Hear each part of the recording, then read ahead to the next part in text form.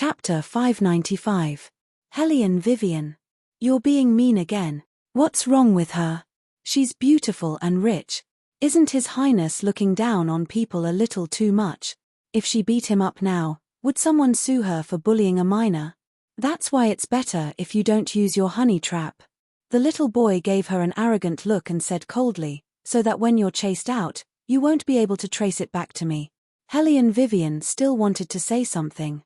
The little boy spoke again with an indifferent expression. Also, your honey trap won't work, it doesn't match. Why doesn't it match? Hellion Vivian raised an eyebrow. Didn't they say that the crown prince likes beautiful women? The little boy looked at her and said, because compared to women, the crown prince likes men more. Pang! Little Shadow, who was carrying the cold dishes, slipped and the food in his hands flew out. But this was not as shocking as hearing his master's words. When did the crown prince like men? Why didn't he know? Shadow was still young. Even though he was still loyal to his master, his expression already showed that he was at a loss. It seemed that he wanted to ask Bailey Jiaoju and couldn't help but look over at him. Your Highness. Is your leg better? Beligaju didn't wait for him to ask and interrupted him without looking up. And Ying was immediately moved. He held back his tears and said, it's done. So your Highness, you don't have to slander the crown prince for me anymore. Saying that he likes men is a huge sin. Since it's all better, stay away from the crown prince in the future. Recently, he likes to pick on you. Beligaju put down the bowl and chopsticks in his hands. Shadow nodded as his eyes welled up. He didn't expect his master to care so much about him. Woo-woo, it couldn't be any better. His heart warmed. He must treat his master better in the future. However, little Shadow didn't know that he had just packed up and left the hall. Hellion Vivian moved closer to the little boy's ear and said mysteriously, the crown prince likes to pick on little Shadow. Is it what I think it is? What else could it be? The little boy asked casually. He lowered his eyes and put on the gloves. A smile flashed at the corner of his mouth. You want to use a honey trap? This Highness wants to see just how you're going to use your honey trap this time. Hellion Vivian saw that Zuan's attitude was very natural. She didn't think that this was a scam at all. She could only sigh and say, then it seems that we need to rethink our plan to deal with the first prince. No need. The little boy stood up and looked at Hellion Vivian, who was sitting parallel to him on the wooden chair. He pointed at Hellion Vivian and said, I will be busy these few days. Don't go out and cause trouble.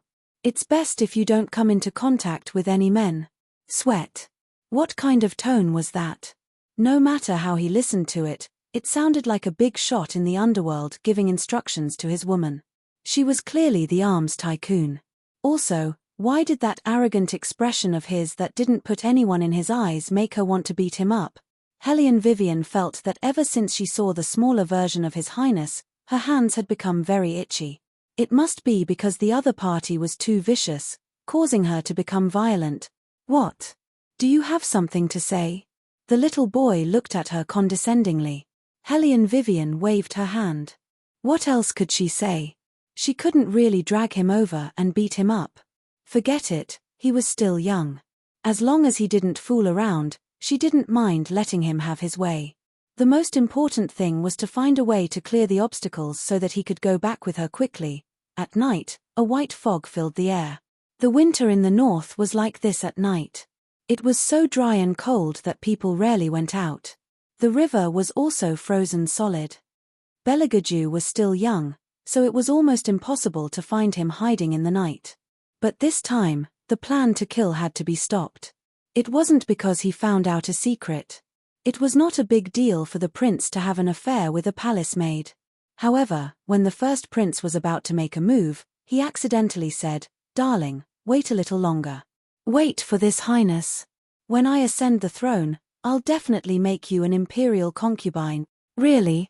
The palace maid's rosy little face was full of flirtatiousness.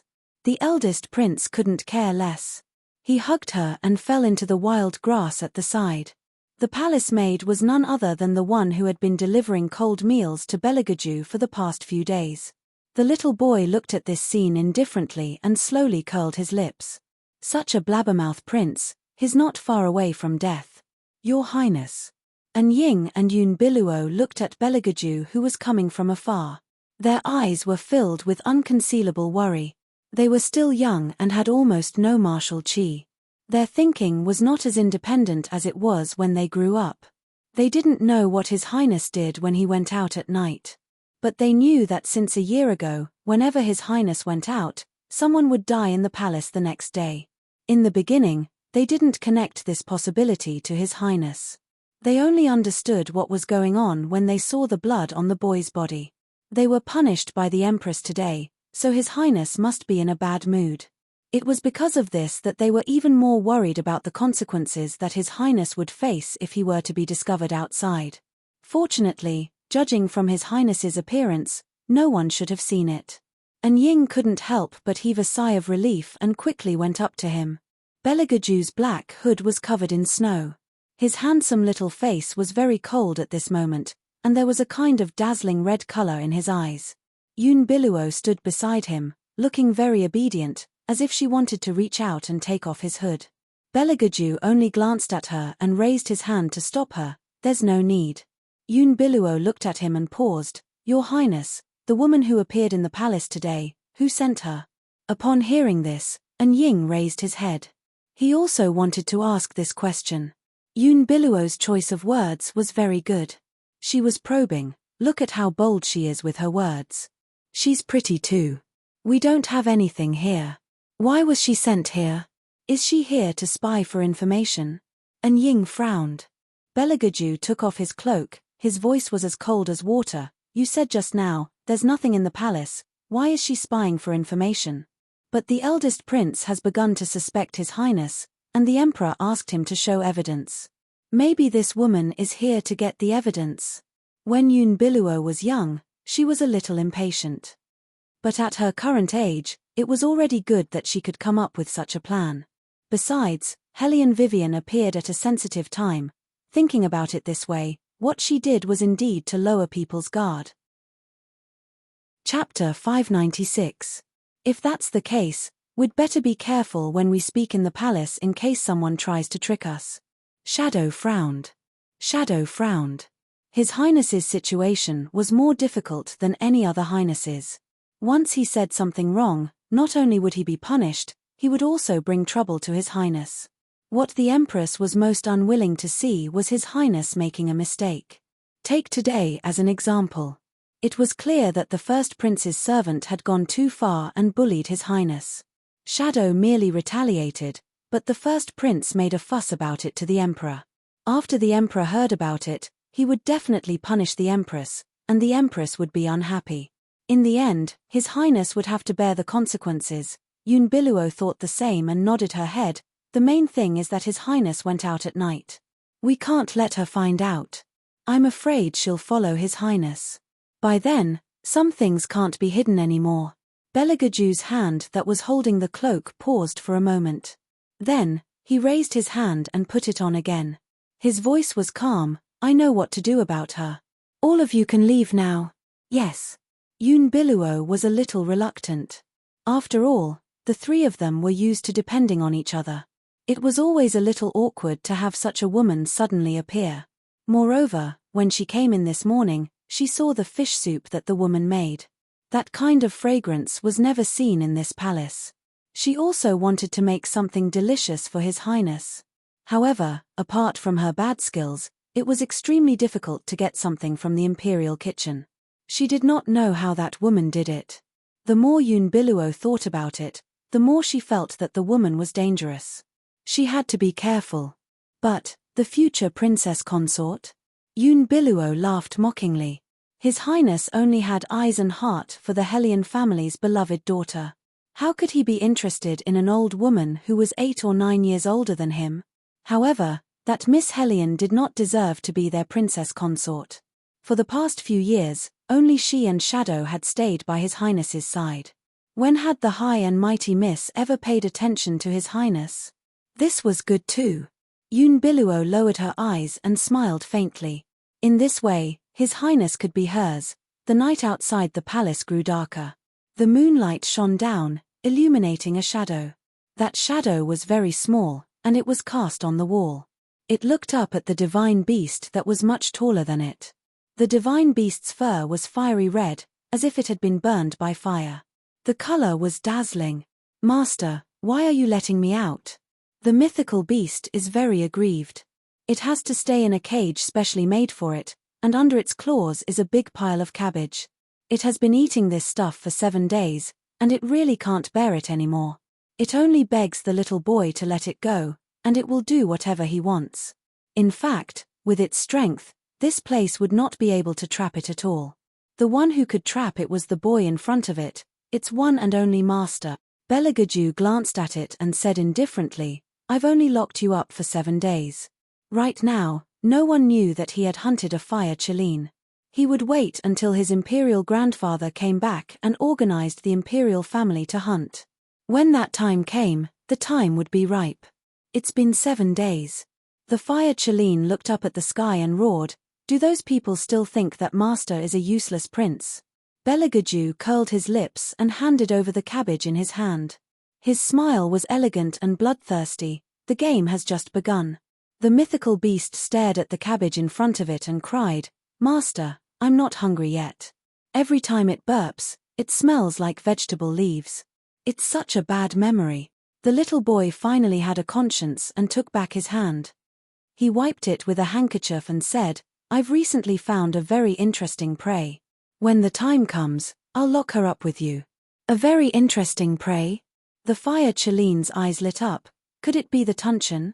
The little boy shook his head indifferently. "It's not a mythical beast, it's a woman." "A woman?" The fire Chileen looked like it was struck by lightning. "What kind of woman is so unlucky?" The little boy said, "She said that she doesn't like locks. The chain you have here happens to be useful." The fire Chileen was speechless. "Master, have you ever thought that she might dislike the chain even more? Your habit of locking up everything as prey is really unacceptable, not to mention that the other party is a woman. Ever since the pandemonium was destroyed, it had been afraid of women. However, with its master's personality, it definitely wouldn't care what the other party thought. If it wanted to tie it up, it had to do it." However, what the fire Chileen didn't expect was that the little boy actually frowned and said, "Then what kind of lock do you think she'll like?" "She probably won't like any of them. Even a beast like it doesn't like being locked up, let alone a human." The little boy listened with a cold expression. "Regarding this, I'll communicate with her properly. She has to like it." The fire Chileen was speechless. "Then what's the point of communicating? There's no need at all. Master, you actually want to tie her up, right? She's a bit weird, but at least she's not annoying." The little boy tidied up his black gloves. "The trouble is that she's very likely to be sent by those 2 groups of people. If we want to lock her up, it will take some time." The fire Chileen paused. "Since her identity isn't safe, it's best not to do anything." "There's nothing to be safe about." The little boy looked up. His eyes were deep and cold, an elegant aura seeping out from between his brows. On the contrary, his voice was not loud, but it was unforgettable. "As long as you kill the person who sent her, she will be mine."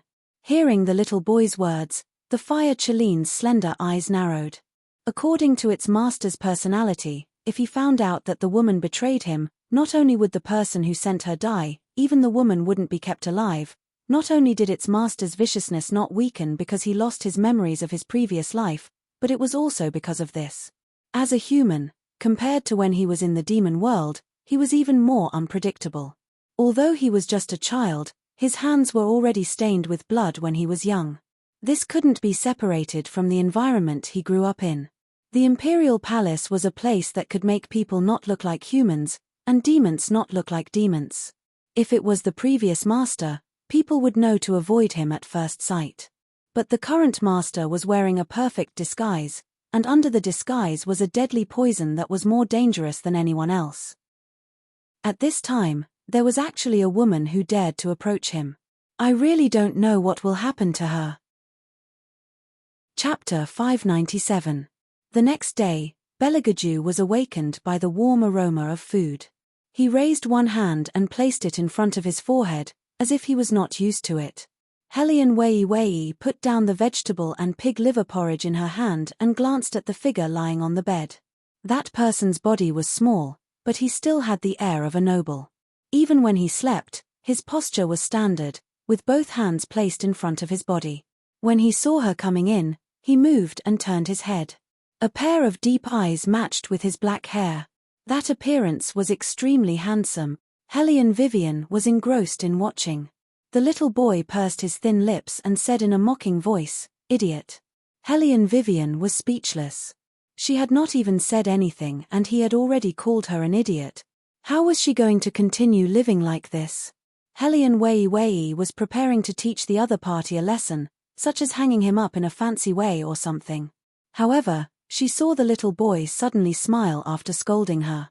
That handsome little face instantly made Hellion Wei stop. Looking at such a face, she really could not bring herself to do it, so she simply dismissed the idea.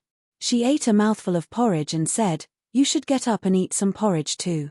After that, we'll discuss how to deal with the eldest prince." The little boy glanced at her and reached out to tug at his clothes. He coughed twice in discomfort. After coughing, even his breathing was a little heavy. "I don't have an appetite. Go out after eating and help me close the door." "You don't have an appetite?" Hellion Vivian realized that the little boy's face was abnormally red. She reached out with her left hand and touched him. "Why is it so hot? I will call the imperial physician." The little boy pushed her hand away. "No need. Your cold is very serious. It doesn't look like it just happened." Hellion Vivian glanced at the wet cloak hanging by the window and smiled. "But if you don't want the imperial physician to find out that you went out last night, I can help you lower your temperature." The little boy's fingers paused and his eyes narrowed. He smiled again. "It seems that I have to keep my cloak in the future. I didn't mean to test you." Hellion Vivian curled her thin lips. "I just want to tell you that you can trust me more. You're still young and it's not safe to go out at night. If you want to do anything in the future, just call me." The methods in the imperial palace had always been dirty. Her little highness obviously hadn't awakened yet. He couldn't even deal with a palace maid. If he went out at night and encountered something, how could a child like him deal with it?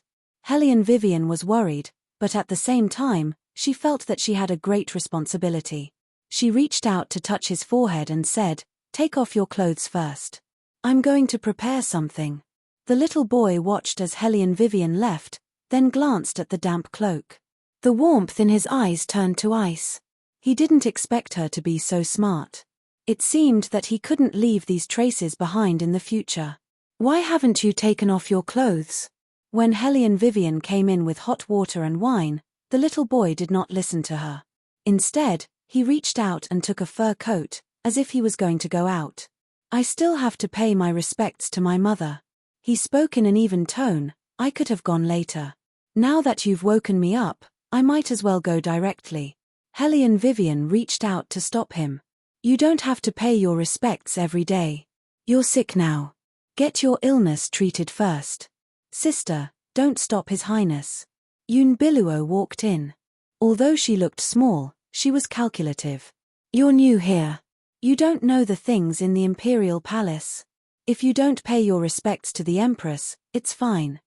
But others will think that His Highness doesn't follow the rules in the imperial palace because of the retired emperor's favor." Hellion Wei looked at Unveils, then at the pale-faced and emotionless little boy. He was still putting on his clothes without any pause in his movements. Unveils was very attentive.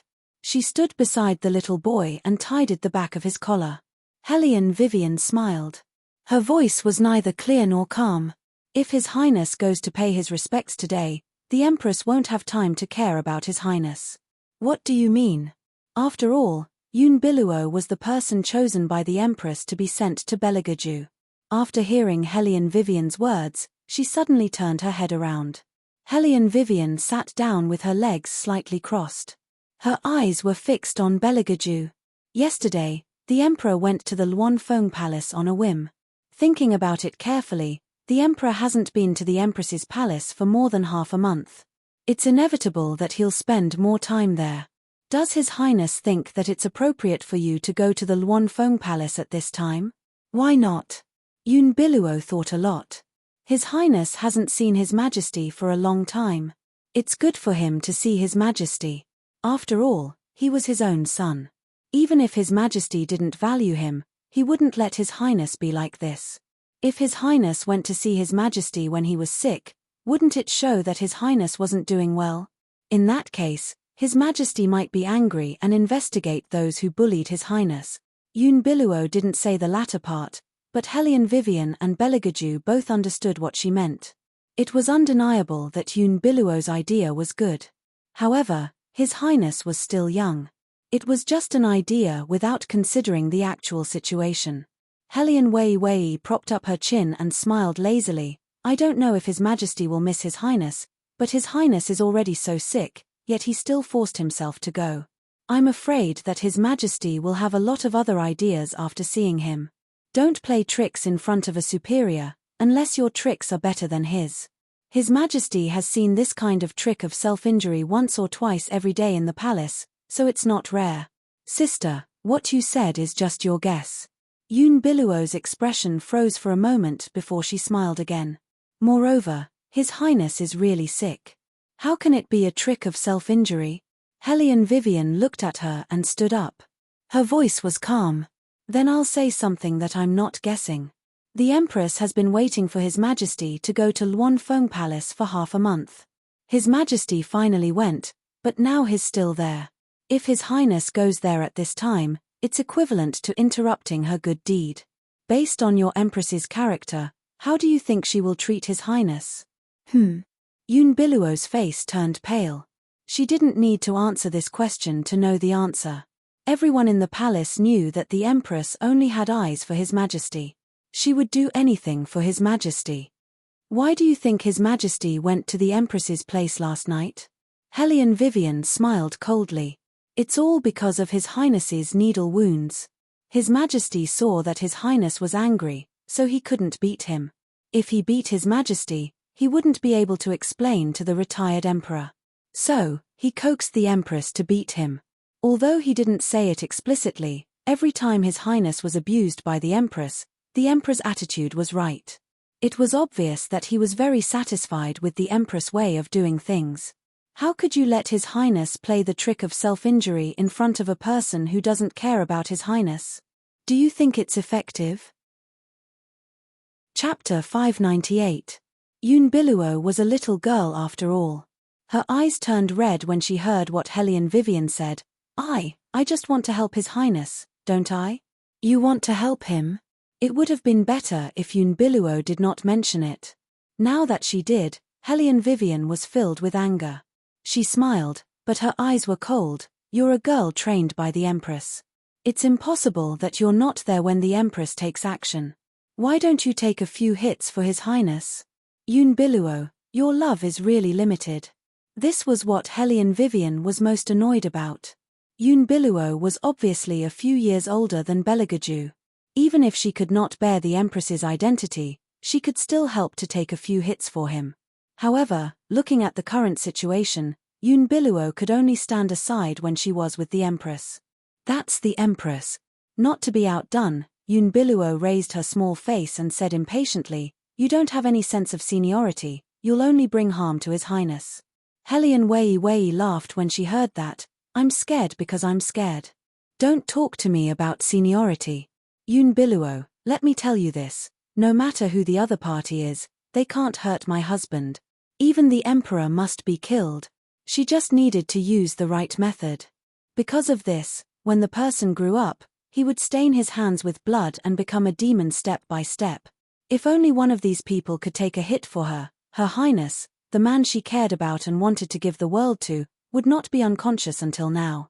Hellion Vivian knew that she was venting her anger, but she was really angry. She had never spoken so inappropriately. Her eyes were frighteningly bright. Beligaju looked at her and was obviously stunned. She really looked like a little fox who had exploded into a ball of fur. She was angry because of him. Beligaju had never felt this way before. Someone was angry because of him. Almost everyone in the palace knew why his mother called him to Luanfeng Palace. No one would feel sorry for him because of this. No one would even think of standing up for him. Beligaju knew how dark the palace was since he was young. Between people, it was just about using and being used. There was no such thing as sincerity. He was already used to it, so there was nothing he couldn't adapt to. When he reached the top, these people would just be a game in his hands.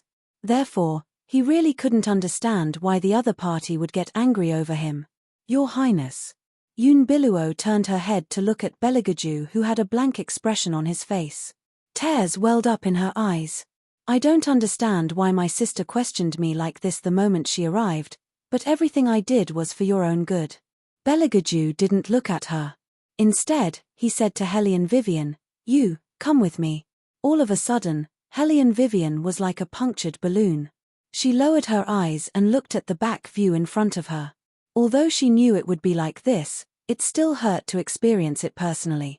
If he had grown up, he would have asked Unveils to get lost. However, there were no ifs. He hadn't grown up, he was still so young. How luxurious the palace was how dark and gloomy he was. Even his coughs were intermittent and restrained. That was why he trusted the people around him so much. In this aspect, the newcomer couldn't compare to him. When Hellion Vivian thought of this, she felt a little depressed and lowered her head even more. This was the scene that Shadow saw when he came over. She was clearly taller than His Highness by half a body, but she was following behind His Highness dejectedly, as if she was going to be taken home by His Highness to be taught a lesson. As a shadow, he would never ask too much about his master's affairs. However, looking at Unveils' slightly curled expression, he felt that something was not quite right, so he reminded her, "Don't be too obvious about it. His Highness won't like it if you do that." "I'm against her." Unveils blinked and tears fell. "Do you know what she said about me in front of His Highness just now? She asked why I didn't block for His Highness when he was being beaten. That was the Empress. How could I block for her? She was obviously trying to drive a wedge between us. In this way, His Highness would be more certain that she was a spy sent by the eldest prince. It's a good thing." Shadow heard this and stopped in his tracks. He said in a steady voice, "If I was there, I would block for her." That was the loyalty he should have as a servant. Even if it would kill him, he would still do it. Unveils was stunned for a moment. She chuckled, "All of them. You make it sound so nice. Would it be useful for her to block for a while?" His Highness wouldn't want her to block for him because that would be too stupid. However, the time to pay respects is almost here. What is His Highness thinking? Unveils looked at the tightly shut door and bit her thin lips hard.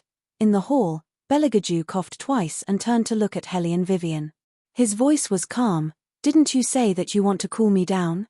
Did he mean that he would listen to her and not pay respects? Hellion Vivian's eyes lit up again. She picked up the alcohol and cotton balls that she had prepared earlier. "Go lie down on the couch first and take off your clothes." "You." The little boy stopped talking. Hellion Vivian raised her eyebrows. "What? Why are you angry because of me?" the little boy asked in the end. Hellion Vivian widened her eyes. "How can I not be angry? You're usually so arrogant that I can't wait to pinch you to death. I can't even bear to touch you. In the end, your mother. What's wrong with her?" She felt that the look in the boy's eyes was a little strange. "Can't wait to pinch me to death." The little boy threw the outer shirt that he had just unbuttoned aside.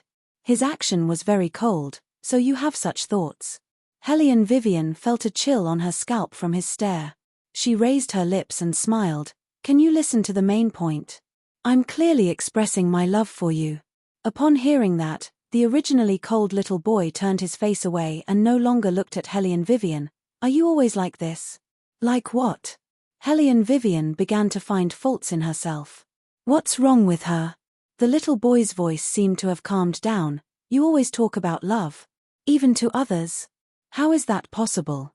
Hellion Vivian hugged the little boy and touched his forehead. She took the opportunity to confess, "I'm only like this to you. I'm very cold to others and directly ask them to leave." The little boy paused and turned back to look at her. His long and beautiful eyes were neither cold nor warm, as if no light could enter them. His voice was also cold. "What are you projecting? You want me to ask Unveils to leave?" Chapter 599. Hellion Vivian. How could he guess that? Isn't a certain highness a little too smart? However, this highness won't chase her away. The little boy sat on the bed. His face was very pale and he looked very tired. Don't cause trouble. Don't go out at night, especially to the Luon Phoenix Palace. Hellion Vivian saw that his voice was hoarse, so she didn't say anything else. She dipped the cotton ball in wine and brought it over. The little boy stopped her and grabbed her wrist. He was very stubborn. Promise this highness that you won't go to the Luon Phoenix Palace. I know, I promise you. Hellion Vivian was hurt by his grip, so she stroked his head to comfort him. The little boy's eyes darkened and he leaned on her body. His forehead pressed against her shoulder and his small body said in a muffled voice, "My head hurts." He was acting coquettishly. He was definitely acting coquettishly. Hellion Vivian lowered her eyes and kissed his hair. The fever is too serious. It won't hurt in a while. I'll take off your clothes first. Why do you always want to take off this highness' clothes? The little boy raised his head and looked at her. His eyes were a little golden. After a while, he calmly defined her. Okay, I'm okay. Hellion Vivian stroked his hair while taking off his clothes. The little boy finally cooperated.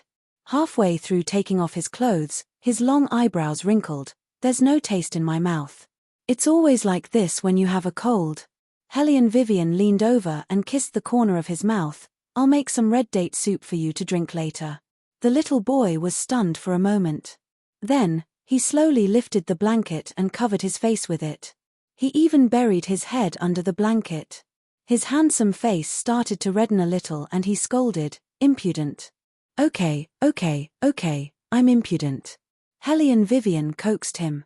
Then, she soaked a towel in hot water and covered his forehead. The little boy closed his eyes, as if he didn't have any emotions. All that was left was a domineering voice, "Don't randomly kiss people in the future. Who cares about her again?" Hellion Vivian raised her eyebrows and rubbed his arm with a cotton ball. She didn't respond. The little boy immediately opened his eyes and said faintly, "Say yes."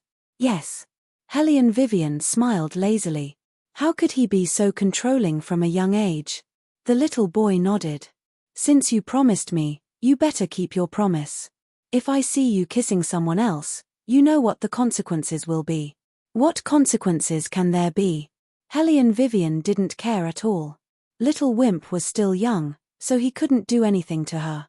The little boy glanced at her and said slowly, "The consequence is that I will never go back with you." Hellion Vivian immediately sat up straight and said seriously, "I will never kiss anyone. I won't even touch anyone." As if satisfied with her attitude, the little boy slowly closed his eyes again.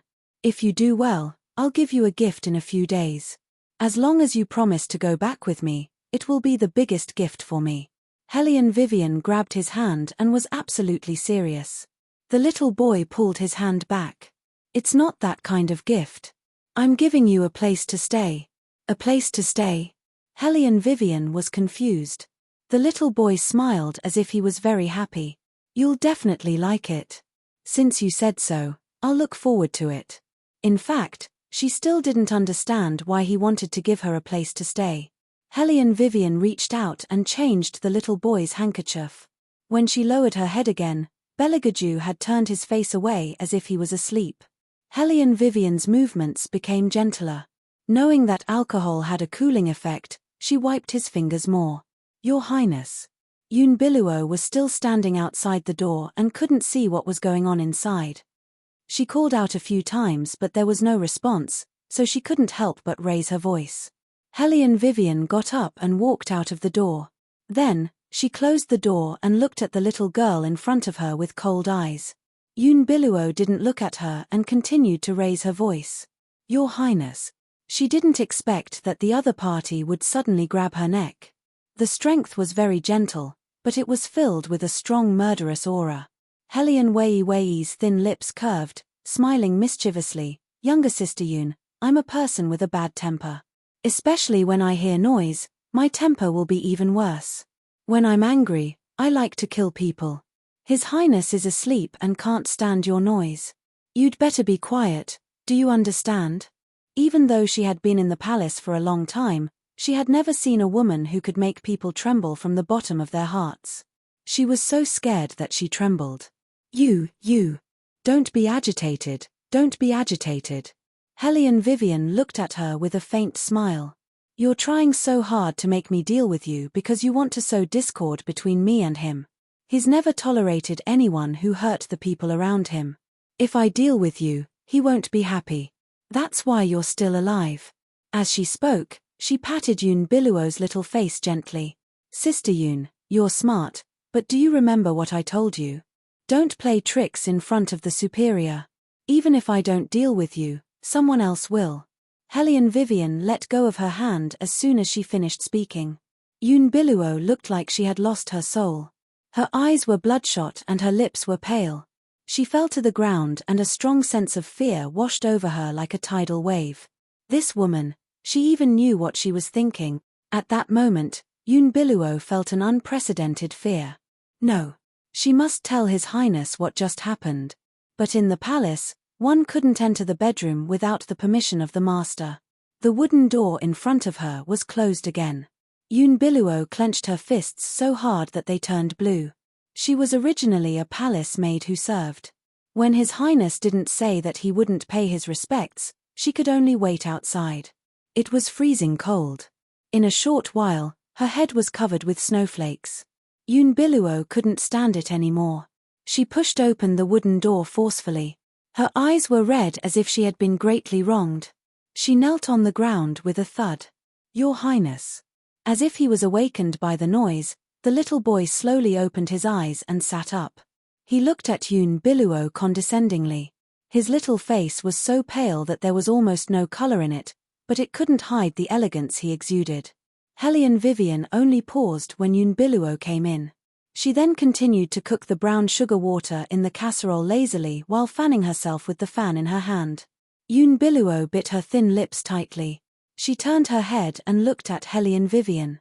Sister, did I do something wrong? Is that why you hate me? Chapter 600. Hellion Vivian did not speak.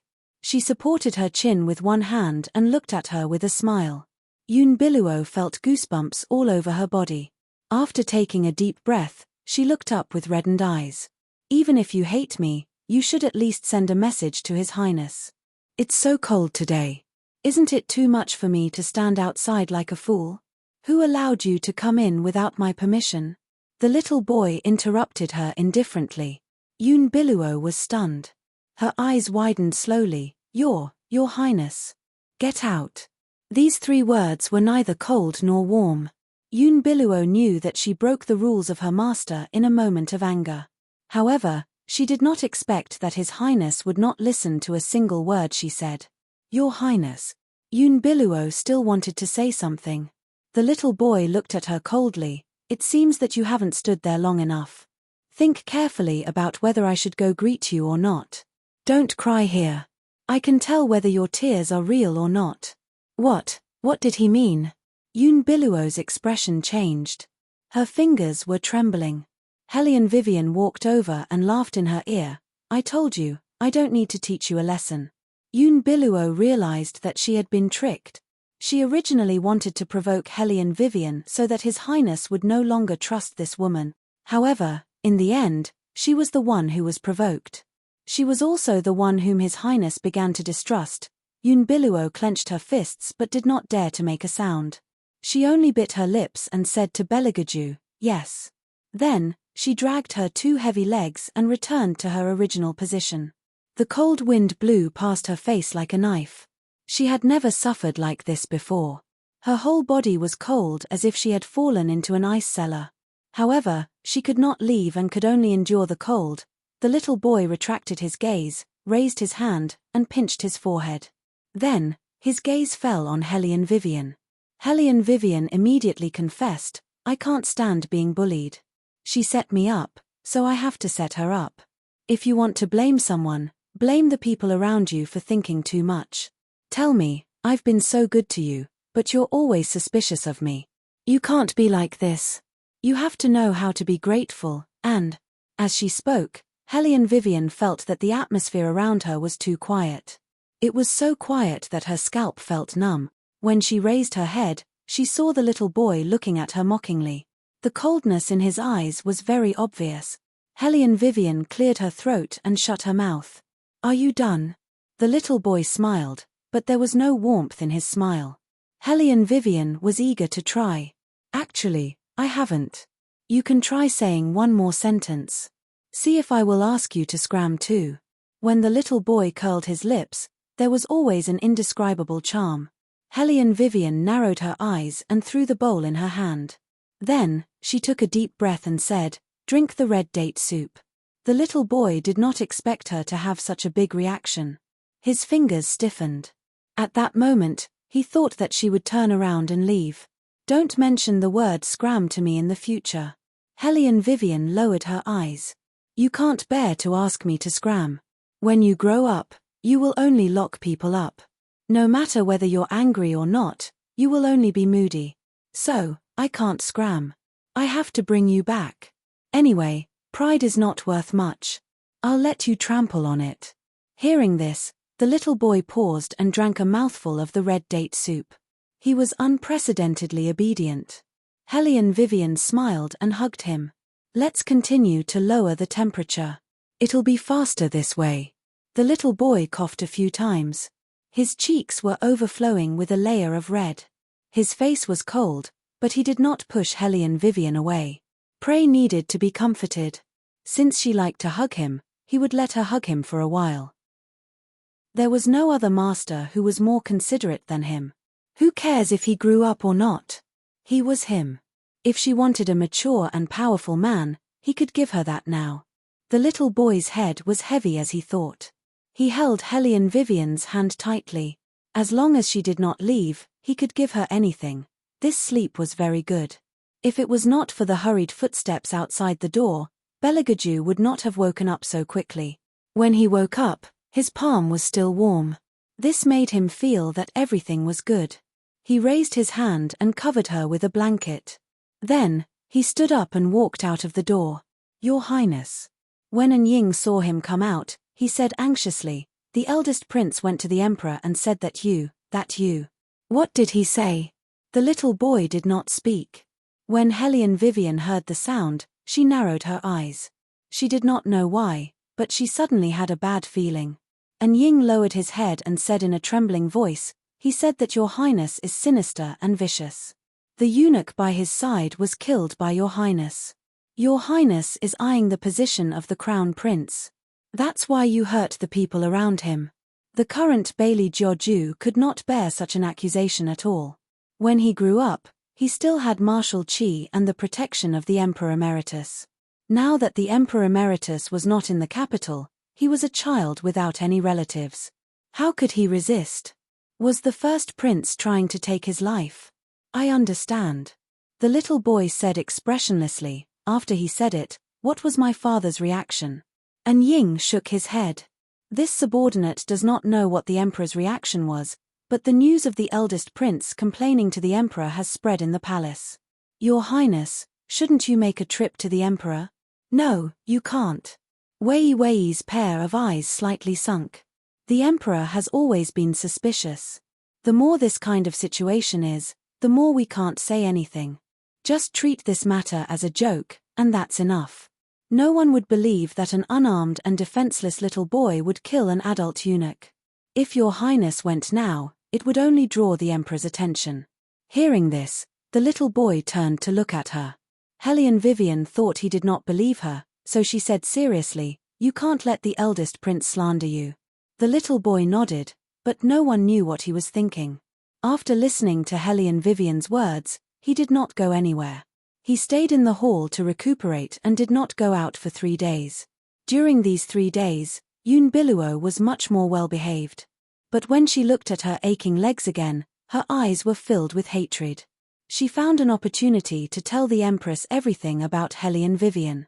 The Empress had never cared about her gloomy son, but she didn't like him to do anything that was out of her control. Although he didn't come to greet her today and didn't ruin her plans, making her in a good mood, this new palace maid was really meddling too much. Thinking of this, the Empress put down the rouge in her hand and asked casually, "How does the palace maid look?" Yoon Biluo's eyes flashed. oval face, a pair of bright eyes, kind of seductive. Chapter 601. Everyone knew that the word seductive was taboo for the Empress. The one from the Murong family had won the Emperor's endless love with her looks. Unveils' words were obviously pushing Hellion Vivian into the fire pit. As expected, after the Empress heard Unveils' words, she crushed the rouge in her hand little by little and her beautiful face darkened. Then, she seemed to have thought of something and laughed. The eldest prince must be angry because he lost a eunuch.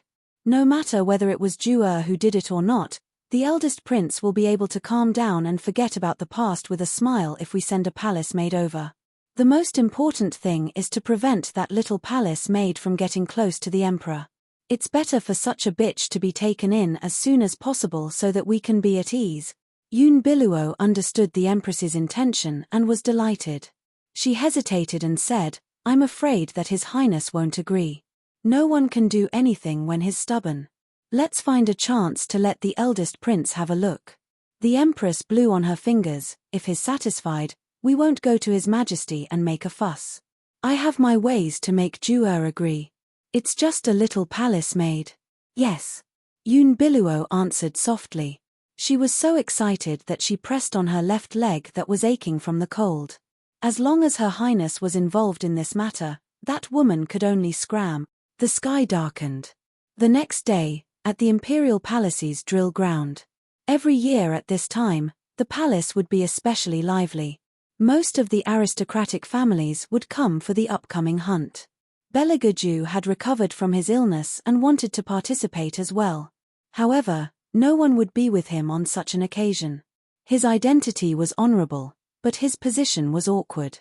The aristocratic families had their own plans, so of course, they would not take the initiative to approach him. Bailey Jiaoju stood indifferently and elegantly in a corner with few people. He was pulled aside by Hellion Wei to teach him martial arts. The little boy's moves were decent, but his punches were soft and didn't hurt at all when they hit his body. Hellion Wei's eyes curved into crescents as she looked at him. She bent down to wipe his sweat and fed him a piece of cake. Beligaju didn't like to eat sweet things. Even the pastries he ate were bland. However, it was impossible for the imperial kitchen to put in so much effort to do those things for an unfavored prince. Therefore, the number of times that Beligaju ate pastries could be counted on one hand. Moreover, no one would make him any desserts to eat. This was the first time that she had been valued like this and had been given pastries and fruits to eat. 3. Royal. The little boy was eating the pastries that Hellion Vivian fed him with his head down when a little girl in a fur robe walked over. She didn't dare to look into his eyes and handed over the wooden box in her trembling hand. This is what my mother asked me to give you." Beligaju reached out and took it. The little girl heaved a sigh of relief. She turned around and ran to the other boy. Sticking out her tongue, she said, "My heart almost jumped out of my chest. Is it that scary?" The boy laughed and nodded in Beligaju's direction from afar, which was considered a salute. Hellion Vivian watched the two children walk further and further away. She turned around and narrowed her eyes. "Hey, don't tell me that you're really interested in that little girl. Every time something is handed over, I'll take it. This is egg yolk cake." The little boy's voice was faint. Hellion Vivian widened her eyes. "So what? Isn't it just egg yolk cake? Tell her how and she can make it." "Nothing much." The little boy's face was still expressionless. "You just like to eat it." Hellion Vivian was instantly killed. Why did she feel that the words of love that she used to say to chase after her wife weren't words of love? Really, sigh, decadent. While thinking, Hellion Vivian opened the wooden box and stuffed a piece of egg yolk cake into her mouth. She ate until her eyes narrowed. The little boy looked at her from the side. Originally, what he disliked the most was eating while sitting on the ground. It was dirty and unruly. But seeing her satisfied appearance, he didn't dislike it. Holding a handkerchief, he stood in front of Hellion Wei and helped her wipe the corners of her mouth. He said in an indifferent tone, "In the future, eat slower. Don't eat everywhere. You're already an adult, yet you still need this highness to teach you. Hey, isn't this our fearless royal family? A mocking voice suddenly interrupted. Hellion Vivian turned around and saw that not far away, 3 or 4 young masters of aristocratic families were walking over. The one who spoke was the one in the lead. Young Master Li of the Li family, the son of the powerful General Li, and also the cousin of the eldest prince.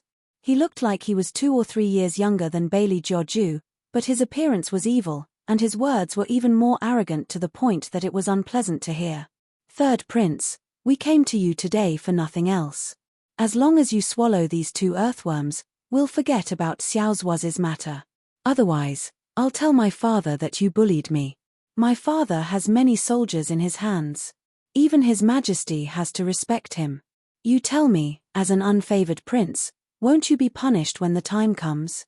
Beligaju didn't move, but his grip on Hellion Vivian's hand tightened. His eyes, which were covered by his hair, were terrifyingly gloomy. Young Master Li gave a look to his sidekicks and smiled coldly. Beat him. He doesn't dare to fight back. If he does, I will shout and call everyone here. Just say that he bullied me. She had seen shameless people, but she had never seen such a shameless person. Hellion Vivian clenched her hands, but her heart was clear. No matter how sinister a child was, he couldn't think of such a meticulous plan. Someone must be behind it. Since it was revenge, it wouldn't be as simple as beating His Highness. In order to make His Highness suffer, the Emperor must be present. In other words, the Emperor was very likely to be nearby. So she couldn't make a move. Once she did, the other side would use it as an excuse to make a fuss.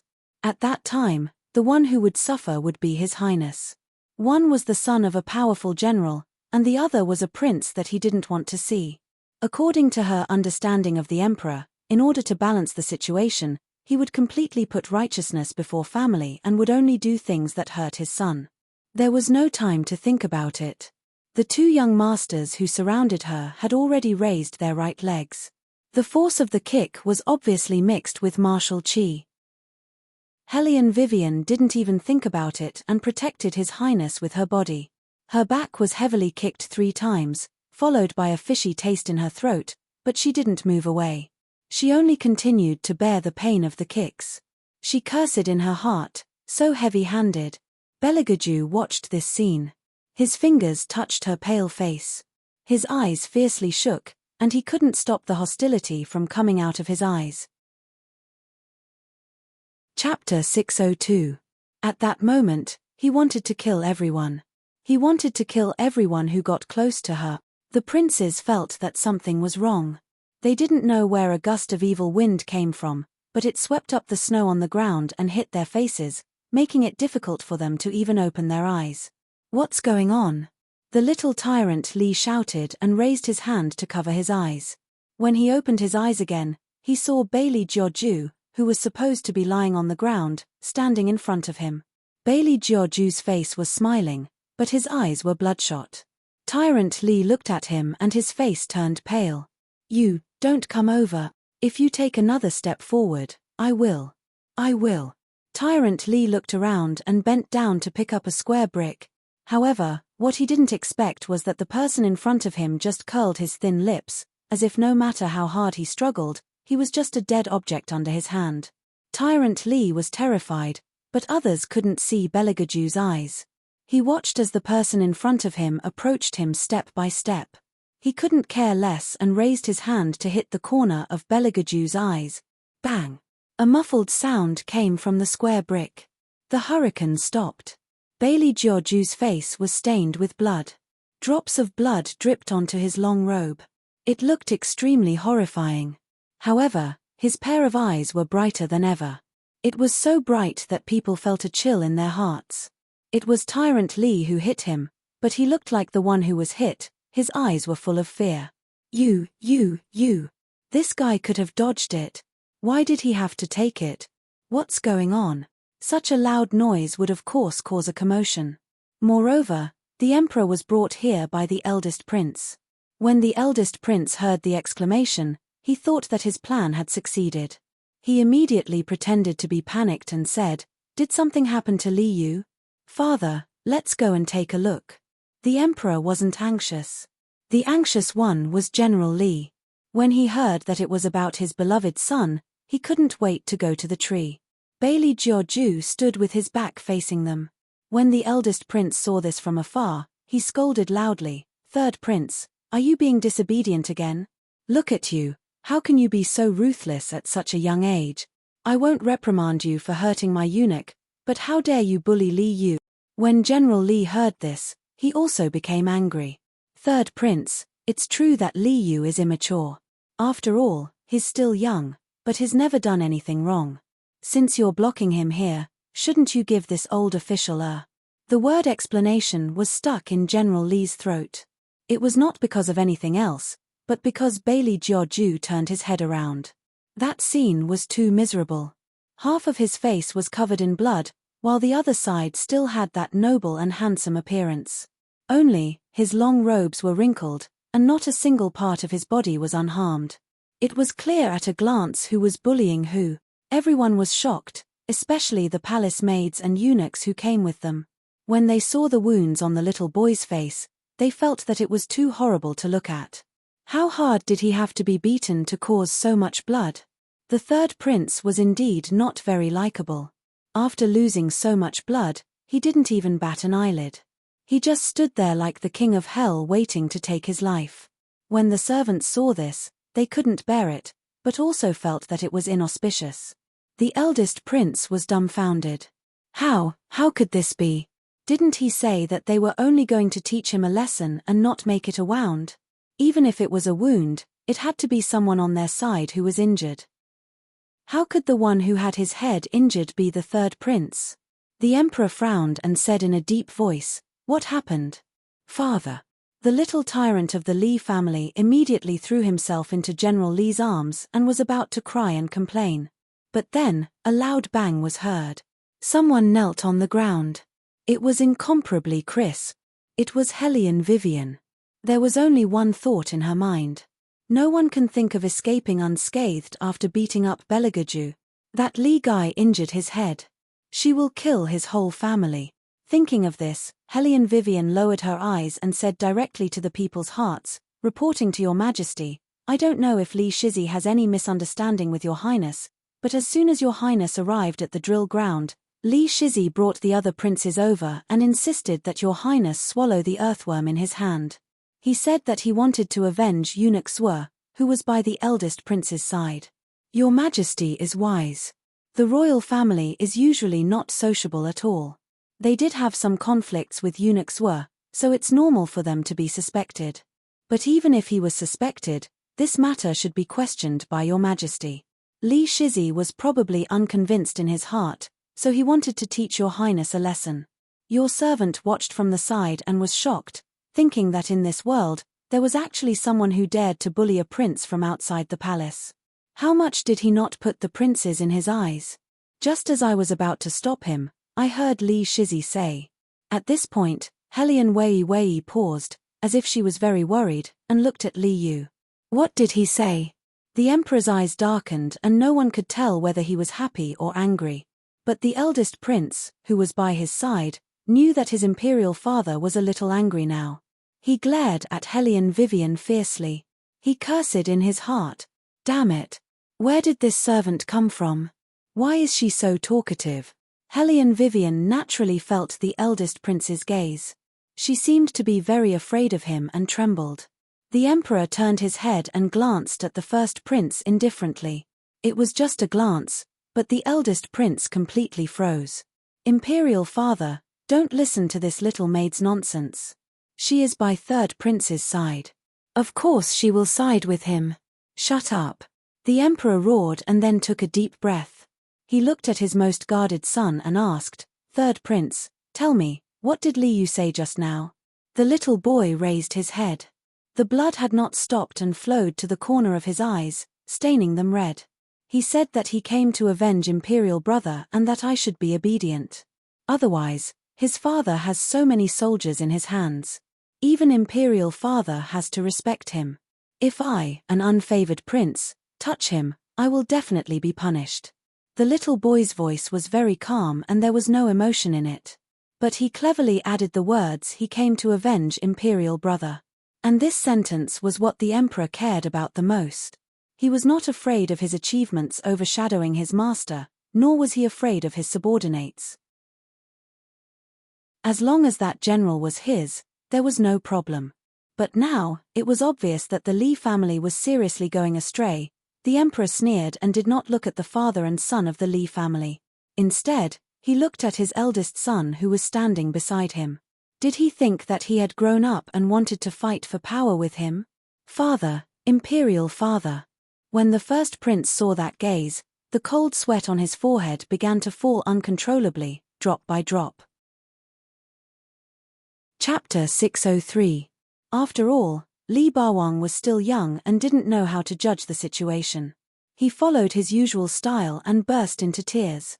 He wanted to help the eldest prince out of this situation. His tone was full of grievance. Father, I didn't want to hit Beligaju at all. He could have dodged that blow. Who knew what happened? His head was injured.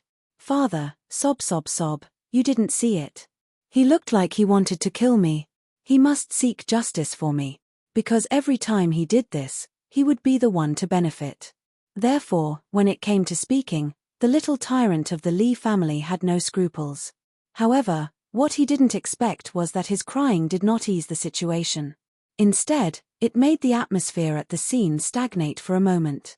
The eldest prince desperately winked at General Li, wanting him to stop Li Yu's words. General Li's expression also changed. He covered his son's mouth, his face pale. Li Hailu didn't know what he had said wrong, and he didn't know why his father had such a reaction. He was still struggling unwillingly. The emperor had already smiled and looked very gentle. Beligaju? Li Yu, is the name Beligaju something you should call? Hearing this, General Li shivered and pressed his son to kneel on the ground. Your Majesty, my son is young and ignorant. He doesn't understand the rules of the palace. Please forgive him. The emperor didn't immediately let General Li get up.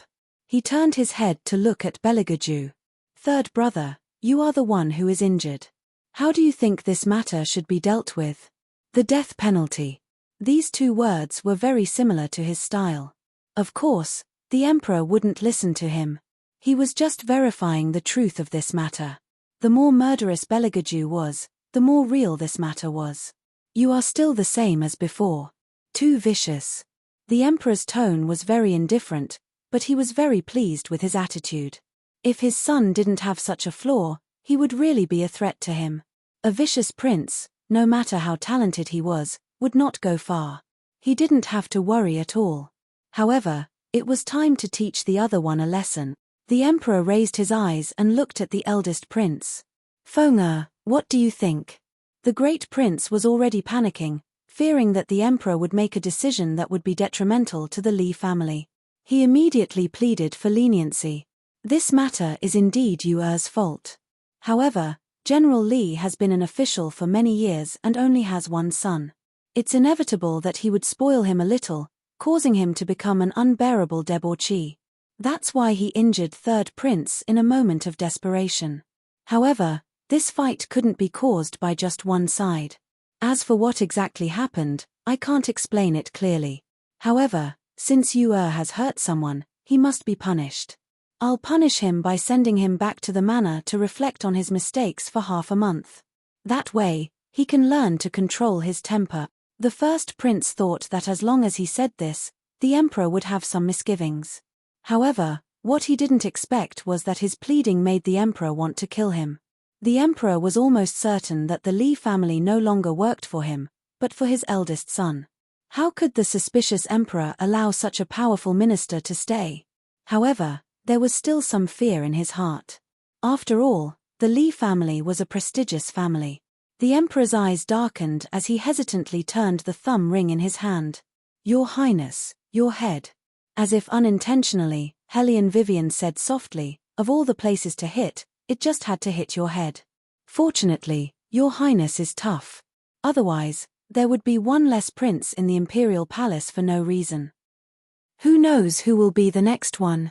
If it was said that the emperor was still hesitating before, then Helion Wei Wei's words were the last straw that broke the scales of his heart. The emperor didn't need to think to know whose idea it was today. Previously, he didn't want to interfere in the affairs of the princes. There was nothing wrong with letting them fight. Moreover, the one who was bullied was his third prince, the child he hated the most. However, it was different this time. His words clearly showed that he didn't put him, the emperor, in his eyes. He was just a lowly heir, yet he dared to speak so arrogantly. He even wanted to kill the princes.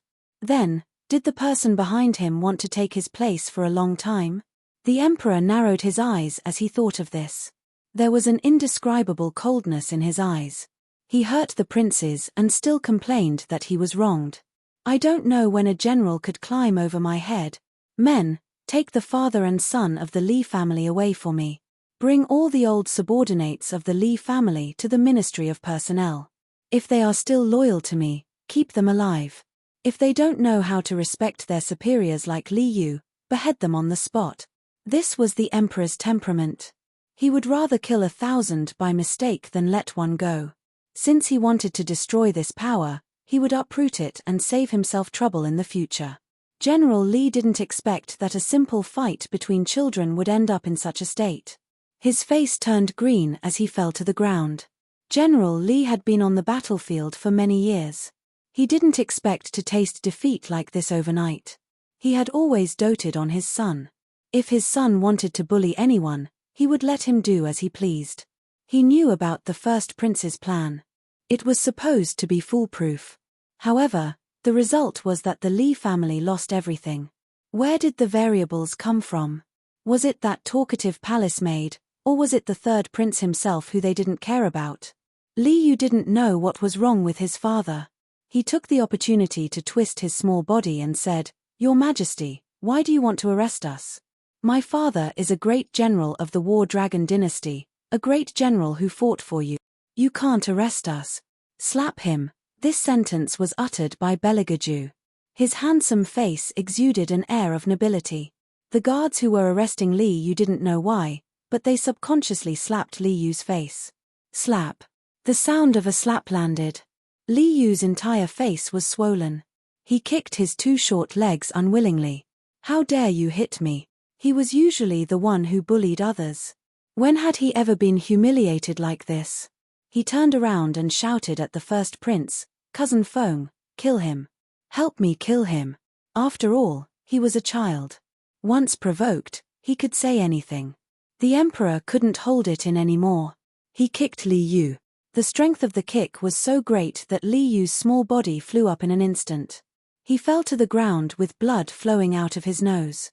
It was a pathetic sight. The emperor's expression was sinister. "How dare you say you want to kill someone in front of me? It seems that the Li family is quite daring. Drag him away." Yes. When the guards received the order, they were all shocked by this scene. However, the little boy who was standing not far away curled his thin lips as he lowered his eyes. This was only the beginning. Chapter 604. Then, the little boy turned around and looked at the pale-faced eldest prince. The eldest prince was still pleading, "Father, the Li family has been loyal for generations. Over such a small matter." A small matter. The emperor's eyes turned cold. Murdering a prince is a small matter. Then what is a big matter in your eyes? I. The eldest prince's life had been too smooth all these years. Everything was arranged for him by others. There was the Li family outside the palace and his mother in the palace, so he didn't know how to deal with this kind of thing. He immediately panicked. After all, the eldest prince was the only son that the emperor liked. Even if he did something wrong, the emperor would still leave him some leeway. Sooner or later, the retired emperor would come back. He had to have the eldest son to keep the third prince in check. Thinking of this, the emperor waved his sleeves and said, "Eunuch Gao, pass down the order. The eldest prince is indecisive. From today onwards, Fengxiao Palace's salary will be halved and he will be grounded for 3 days. Father. The eldest prince looked at the emperor's back as he walked further and further away. He gritted his teeth and turned around to glare fiercely at Beligaju. Beligaju's face was still bleeding. His small face was so noble and exquisite that he didn't look like an ordinary person who should be living in this world. The eldest prince approached him with a cold smile. "You've really grown up, huh?" The little boy didn't say anything. In his eyes, the other party was just a pig who didn't know his limits. He was so stupid that he didn't have any brains. If it wasn't for the emperor's special favor, this person in front of him would have been a corpse long ago. The eldest prince was unhappy with his attitude. He was just a little brat, but he always looked at him like he was superior. "Good, very good."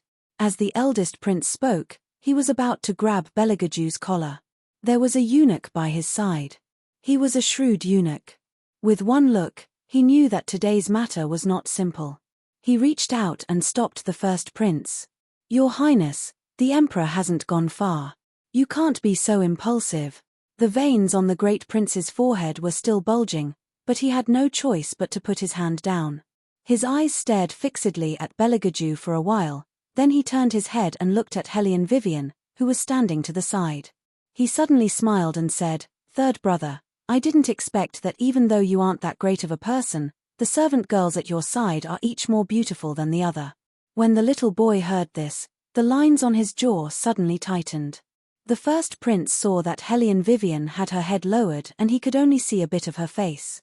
He had other thoughts and couldn't help but want to take a closer look.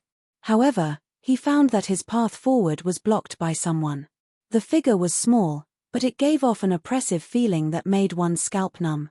The first prince sneered and put his hand on the little boy's shoulder. "Third brother, big brother will give you a piece of advice. Don't always think of singing a different tune from me. Otherwise, don't mention the people around you, you won't be able to protect a single one of them."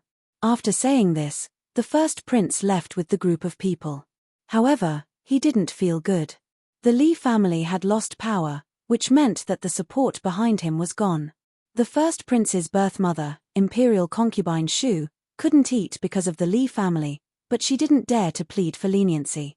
Imperial concubine Shu's heart was clear. With the emperor's suspicious personality, the more she pleaded for leniency, the less likely it was for the Li family to survive. As long as they could endure these few days, everything would be fine. The emperor was just in a fit of anger and wouldn't really do anything to the Li family. As long as his anger subsided, everything would return to normal. Concubine Shu steadied her emotions and specially instructed the first prince to not do anything for the next 3 days. He was to stay in Fengxiao Hall, abstain from meat and pray for the emperor, and not to wander around. She even tried to contact the old subordinates of the Li family, telling them not to write memorials to the emperor. The little boy was still standing in the drill ground, but his small hands were constantly rubbing the web between his thumb and forefinger. His eyes were also dim and unclear. Originally, he didn't want to make a move so quickly. But there was actually someone who didn't have eyes and wanted to take his prey.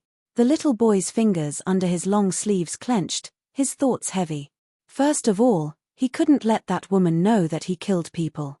In her heart, it was better for him to be perfect. There was no need to let her know about this kind of dark and dirty thing. The little boy lowered his head and faintly narrowed his eyes. "What are you thinking about?" Hellion Vivian wrapped the last of the white cloth around the little boy's head. She was still very distressed. "I don't know when this injury will heal. Today, I'll give you a bowl of pork rib soup. It should be good for your injury." The little boy didn't tell her that as long as the fire Chelin and his Marshal Qi were there, it would be easy for him to heal. He only lowered his eyes and said in a faint voice, "I want to eat marinated beef." "No, marinated beef is a food." Hellion Vivian kissed his left eye through the cloth. "It's not good for your injury." The little boy nodded and held her hand with an expressionless face. He felt the residual warmth left in his left eye. In fact, he didn't care about what he ate at all. He only said that because he purely enjoyed the feeling of being worried about and pampered by others. Anyway, he had already found out that as long as she didn't meet his requirements, she would kiss him, then let her kiss him more. Thinking of this, the little boy happily curved his thin lips, but his face was so pale that there was no trace of blood. The emperor was no doubt selfish, Or it could be said that he wanted to deliberately give Beligaju the cold shoulder and waited until evening to order the imperial physician to come over. Hellion Vivian watched from the side and tightly clenched her hands. He was such an obedient son, yet he wanted to give him the cold shoulder. A selfish and lecherous prince, but he was biased in every way. He was really a good emperor who would do anything for the throne. The little boy watched Hellion Vivian send the imperial physician out and called Shadow over with a faint voice. Shadow thought that his master needed to go to the toilet and was embarrassed to have a woman around, so he took the chamber pot and walked closer. He didn't expect that the little boy would only look at the chamber pot in his hand with cold eyes. His lips were pale, but his voice was low. According to Emperor Murong's personality, he will definitely take this opportunity to ruthlessly suppress the Li family. Go to the Murong palace and directly use a dart to throw this letter into his study room. Don't leave any trace. Isn't it a little too early? Shadow frowned. Didn't Master plan to take action next year? For this reason, he specially trained him in Qinggong. The little boy sneered. Someone doesn't have eyes, I can't stand it anymore. Consort Shu wants to protect the Li family, so she doesn't want anyone to plead for mercy for the Li family. I will not let her do as she wishes and destroy the Li family. I want to see how that pig can steal my things. That pig. His Highness is talking about the eldest prince. Shadow's hand trembled. This time His Highness wants to kill the eldest prince. Don't let that woman know about this. Chapter 605. The little boy glanced at him coldly. Shadow's trembling hands trembled even more. He was worried that something might go wrong, so he advised, but if we don't do this well, Consort Shu will definitely suspect His Highness. Then, His Highness will be in a more difficult situation. Why don't we wait for the retired emperor to return before? No need. The little boy interrupted him. His left eye was wrapped in a bandage. He looked at him with his eyes without any warmth. Do as I say. Shadow did not dare to say anything else. He lowered his head and answered, yes. That night, after Emperor Murong received the letter, he glanced at its contents. Suddenly, his eyes brightened and he said loudly, someone, give the order to stop Consort Shu's news. The ministers of the Ministry of Appointments and the Ministry of War are to start writing memorials now. Noble Consort Rong, who had just been conferred the title of Emperor Murong, also stood up after hearing Emperor Murong's words. Brother, are you asking these people to write memorials to punish the Li family? No, I want them to protect him. Emperor Murong held the letter in his hand and nodded repeatedly. I don't know who sent this letter. This plan is amazing.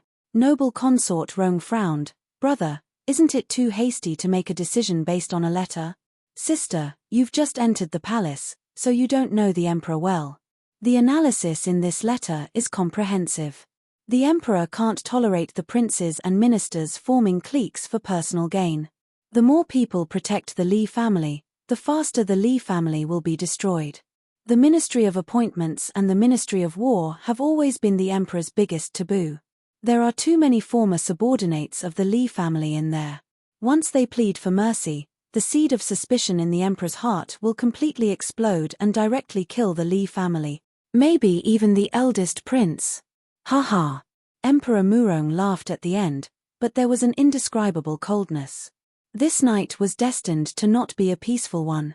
Deep in the palace, in the brightly lit south study, the emperor threw the memorials in his hand out with a bang. The palace maids and eunuchs serving him immediately knelt on the ground.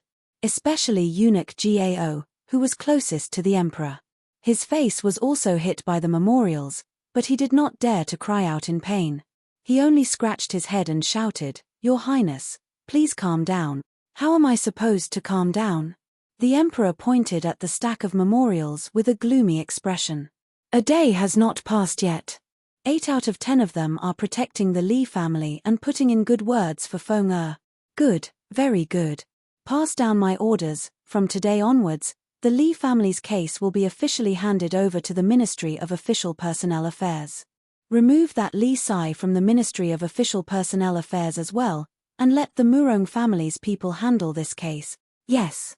Eunuch Gao accepted the order and left. The next day, the The person that Imperial concubine Shu had sent out to inquire about it replied, "How is it? What did His Majesty say?" She was thinking that since His Majesty dotes on Feng his anger should have subsided after a day. Unexpectedly, the eunuch shook his head and said in a low voice, "His Majesty has given full authority to Prince Murong to manage the affairs of the Li family. In the future, this servant will not be able to find out any news." "What?" Consort Shu's face turned pale and she fainted. Everyone knew how fierce the conflict between the Li family and the Murong family was. His Majesty had given the Li family's case to the Murong family. It was obvious that he did not want to give the Murong family any chance to survive. This news spread very quickly. Other than the eldest prince, who was still under house arrest, almost everyone knew about it. Shadow knelt on the ground with one knee and reported to Beligaju without missing a word. When the little boy heard this, he raised the corner of his mouth. "You can't take such a blow.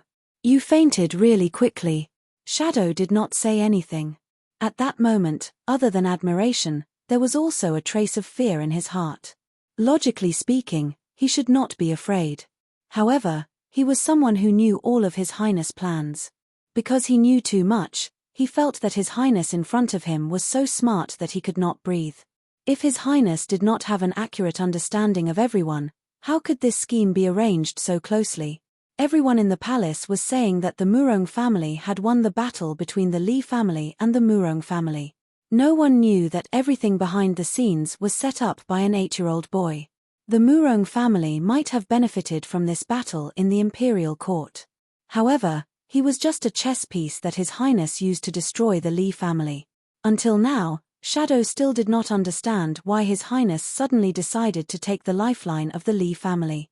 He said that the other party did not have eyes. However, it was not the first time that the other party did not have eyes. This time, why did His Highness not hold back and want to destroy the Li family even at the risk of being discovered? Shadow looked at the little boy who was sitting on the wooden chair with a face full of doubts. However, His Highness stopped what he was about to say and ordered in a calm tone, "You can leave." "Yes." Shadow stood up and only then did he realize that the new head palace maid had walked in. Hellion Vivian did not ask what they were talking about. Holding the clay pot in her hand, she looked at the little boy who was sitting quietly and writing. She reached out and took his brush. "Your head has not recovered yet. Don't write anymore. The teacher wants to see it tomorrow." The little boy seemed to be seriously writing just now and took the brush back. Hellion Vivian said, "I'll help you write. You go and drink the soup. You'll help me write?" The little boy raised his eyebrows. Hellion Wei's fighting spirit was ignited by his mocking gaze. "What's wrong with me helping you write it? I want to write 20 pieces. After saying this, the little boy stood up and brought the bone broth that Hellion Wei had cooked to his mouth. He drank the broth in a comfortable posture. Since she was going to help him write, he could also slack off. However, the little boy was originally looking at Hellion Vivian while drinking the bone soup. Halfway through, he could not help but ask, "Who taught you how to write? Isn't it very unique?" Hellion Vivian looked like she wanted to praise her. The little boy snorted, "If being ugly is considered unique, then your writing is indeed unique. Hellion Vivian. Will you die if you don't have a sharp tongue? Sit a little further away." Without waiting for Hellion Wei's reaction, the little boy's voice was very faint.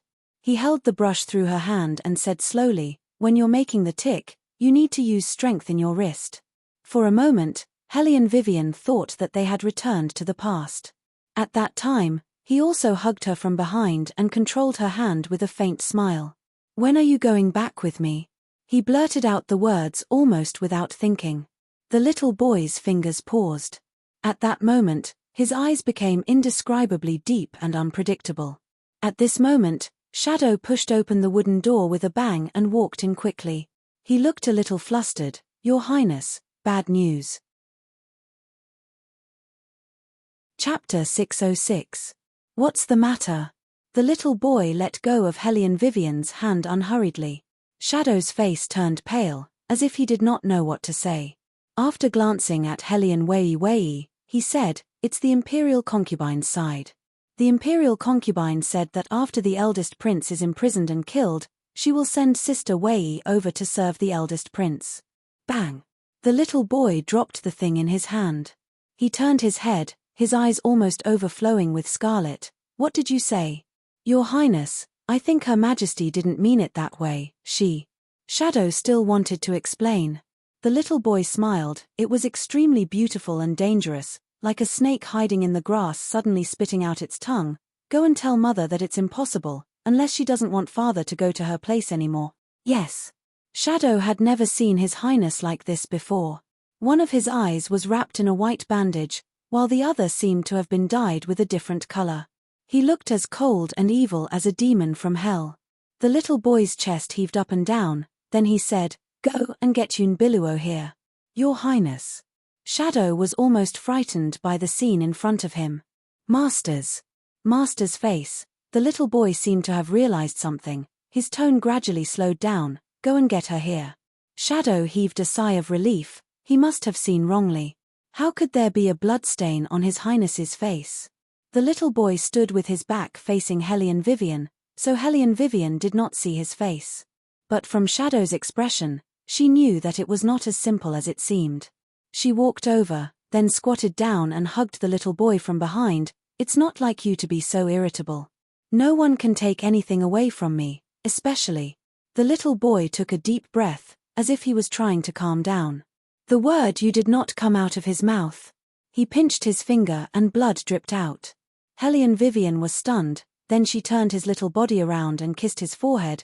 Calm down, don't let your irritation control you. The little boy trembled, but he didn't look up. He buried his face in her arms and said in a muffled voice, "Forget what you saw just now." Okay. Hellion Vivian stroked the little boy's head. She felt as if a part of her heart was about to melt. She had heard a lot in the past and knew that he did not have a happy childhood. But when she saw it for herself, she realized that it wasn't just unhappiness. Everyone wanted to harm him or trample him under their feet. His imperial father and imperial mother were merely using him as a chess piece to weigh the pros and cons of the situation. They were both wary of him and using him at the same time. But Her Highness was still so young. Although he looked cool and cold on the surface, he also liked to poison others.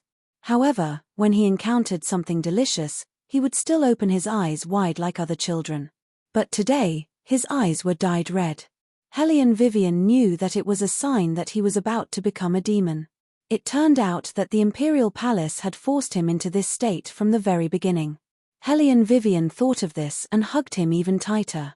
But what she didn't expect was that the little boy comforted her in a low voice. "Don't worry, I won't give you away. Although you're a little stupid, it doesn't mean that they can do anything to you." Hellion Vivian, how touching. Wait. What did he mean by a little stupid? Your Highness. Unveils came in a long time ago, but she was waiting. She wanted to see how long it would take for His Highness to realize that she had come in. But from the beginning to the end, the boy didn't even look in her direction. What was so good about that old woman? Unveils clenched her fists, but her face was full of grievance. "You're looking for me?" The little boy looked at her with cold eyes and said without warning, "Pack your things and go back to Phoenix Palace." Unveils looked like she could not believe what she had just heard. Her eyes shook violently and she reached out to hug the little boy's leg. "Your Highness, I'm not leaving. I've been by your side for 2 years. What did I do wrong? I'll change, please don't chase me away." The little boy looked at her indifferently. "Don't you like to send letters to Mother? Wouldn't it be better to send yourself over?" "Your Highness." Unveils was stunned, and her body trembled. He knew. Get lost. One word, without any emotion. Unveils lay on the ground in a mess, her hair was messy, and she stared at Hellion Vivian's face. Shouldn't this old woman be the one to be sent out? Why did it become her? It shouldn't be like this. It shouldn't be like this. Your Highness, Your Highness. Unveils was held by the shadow and cried, trying to soften his heart, "Please listen to me." However, she didn't get anything other than a cold stare. It took a lot of effort for Shadow to drag Unveils out of the door. He lowered his eyes and looked at her who was sitting in the mud. His expression turned serious. "Last time, I told you not to challenge His Highness' patience. He can protect us, but that doesn't mean that we can do whatever we want. You know that His Highness treats Miss Wei differently, but you still told Her Highness about her. His Highness didn't kill you, but sent you back to Phoenix Palace. Do you know what this means? Don't think that He's doing this for the sake of the past. His Highness is using you to warn Her Highness. If Her Highness really wants to hurt Miss Wei, you'll end up like Her Highness in the future. Yun Biluo was stunned, and then she shook her head violently. Impossible, His Highness can't think like this. He must be misled by that woman, and she lied to him again. Shadow, let me in, I'll talk to His Highness personally. Slap. And Ying slapped him across the face. His Highness asked me to slap you 20 times. Are you going to take it or leave now? Yun Biluo was disheartened by Shadow's words. She covered her aching face with her hands. Her hands and feet were aching from the cold, especially her left leg, which was previously frozen. It was twitching. She wouldn't let that woman get away with it. Even if she left, she wouldn't be able to stay by His Highness' side. In less than 2 days, as soon as the eldest prince was released from his confinement, she would be ruined by him. Yun Biluo thought fiercely. Even if the Li family was destroyed, the eldest prince's power was not as strong as before. However, His Majesty had always doted on the eldest prince the most. As long as the eldest prince didn't do anything wrong, His Majesty could forgive him for everything. What's more, he only wanted a palace maid. Who would stop him? This time, even if His Highness wanted to protect that woman, it would be useless. The day after tomorrow, that woman could only serve the eldest prince obediently. Chapter 607. Looking at Yun Biluo's back, Shadow was a little worried. He was not worried about what Yun Biluo would do, but he was worried that His Highness would be displeased by what the Empress did. If the Empress also found fault with His Highness at this time, then His Highness would be in a dangerous situation. The eldest prince would definitely not take it lying down after such a big thing happened. Once he was released from confinement, he would definitely find trouble with His Highness. Judging from the fact that the eldest prince wanted Yun Biluo, this matter would definitely not end well. Shadow could clearly feel that there was something wrong with His Highness' mood. Ever since the Empress sent the news that she wanted someone, that noble little face of his had always been icy cold.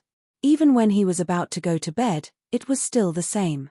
Shadow was afraid that he would do something, but the strange thing was that the little boy did not act out of the ordinary. He did what he usually did today, but his eyes were getting darker and darker, so much so that it made Shadow feel uneasy. Are you still worried about the eldest prince? Hellion Vivian supported her chin with both hands, looking at the little boy lying on the bed. She smiled. Actually, it's very easy to solve this problem. As long as you agree to go back with me, I will immediately disappear from this world. By then, the eldest prince will never see me again. What do you think? Isn't it killing 2 birds with 1 stone? Hearing the word disappear, the little boy's hand under the quilt suddenly tightened, but his expression remained indifferent. I said before, you don't have to worry about him. Now, close your eyes and go to sleep. Ordering her again, Hellion Vivian realized that although this child was young, he had learned how to order people around. However, he still refused to go back with her. What was he thinking? Did he not trust her enough? Hellion Vivian frowned in confusion. After some time, only the sound of light breathing could be heard in the bedchamber. At this time, the little boy opened his eyes and looked at Hellion Vivian's side profile. There was a hint of coldness in his black eyes. The night deepened a little. The weather was cold, but it made the eldest prince want to have fun even more. He had been locked up for a few days and had no idea what had happened outside. He thought that with his imperial mother around, everything would be resolved quickly. Her heart was really itching, so she called the palace maid who delivered food to Beligaju to come over. She arranged to meet her at the previous place and gave her a bag of medicine. Remember to put this in that woman's food tomorrow, and then lead her here. When the palace maid saw the medicine, she knew what it was. Her first reaction was jealousy. Your Highness, what's so good about that woman? She looks older than you. The first prince thought to himself, so what if she's a little older? That's what I want. However, he wouldn't say that out loud. He just coaxed her and said, "I just wanted to teach that little brat a lesson. This time, I suffered a big loss because of him. If I don't get it back, I won't be able to swallow this anger." Of course, the palace maid wouldn't really take this seriously. Seeing that he kept kissing her, she also followed suit and wrapped her arms around him. The two people fell into the long grass by the river, and it was in full swing. Originally, the emperor had planned to sleep, but because of the memorial, his mood was extremely bad. At this time, the people below reported that they found traces of the fire Chiline in the palace. The emperor's eyes immediately lit up. "Where is the fire Chiline? Quickly bring me there." The fire Chiline was a rare auspicious beast in the world. No matter who it was, they all wanted to be able to tame it and use it for themselves. The emperor was no exception.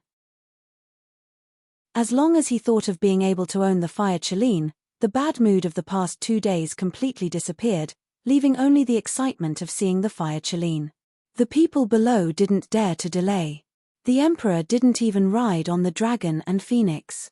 He just walked out of the south study with a fur cloak draped over his shoulders and walked towards the river.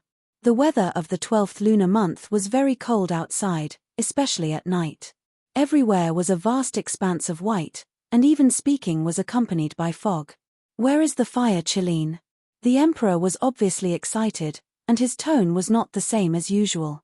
The person who came to report was also very excited. He pointed at the haystack in front of him. "It's on the other side of the river. This servant saw it with my own eyes. It has a body of fiery red hair. With every step it took, the ground would shake. Even the ice in the river melted a lot." Eunuch Gao was puzzled. How could the legendary fire Chiline appear in the palace? Even if it was thirsty and wanted to drink water, it shouldn't be in the imperial garden, right? After all, the fire Chiline hated humans the most. But Eunuch Gao wouldn't say it out loud. He just supported the emperor and kept saying nice words. "Your Majesty, your dragon power is vast and mighty. This fire Chiline must know that its destined son of heaven is here. That's why it appeared in the inner court of the palace to find its master." Although the emperor didn't respond, his expression showed that he was very pleased with Eunuch Gao's words. However, at this time, the small figure standing in the night laughed. There was a hint of mockery at the corner of his mouth. His voice was low and evil. "Did you hear that? They said you are here to find your master." At this time, the fire Chiline had transformed into a human form. His long red hair was covered under a black hood. Only his smiling lips could be seen. "I am indeed here to find my master, but I am not looking for him." "But master, I really don't understand. Why do you only want me to show my face once? In fact, I can help you kill the eldest prince that you hate." Was it necessary to spend so much effort to attract the emperor? "If you kill him, there will be blood everywhere. It will be very noisy." The little boy tidied up his sleeves. His eyes were cold. "Sooner or later, they will know that I am your master. At that time, you will bear the crime of killing the eldest prince. There will definitely be people who will suspect me. There are too many ways to kill people. There is no need to use such a stupid way." The fire Chiline raised his eyebrows. "Your Highness, what are you going to do? Let him die by himself." The little boy slowly turned his head, and there was a hint of viciousness on his godlike handsome little face. The fire Chiline still didn't understand.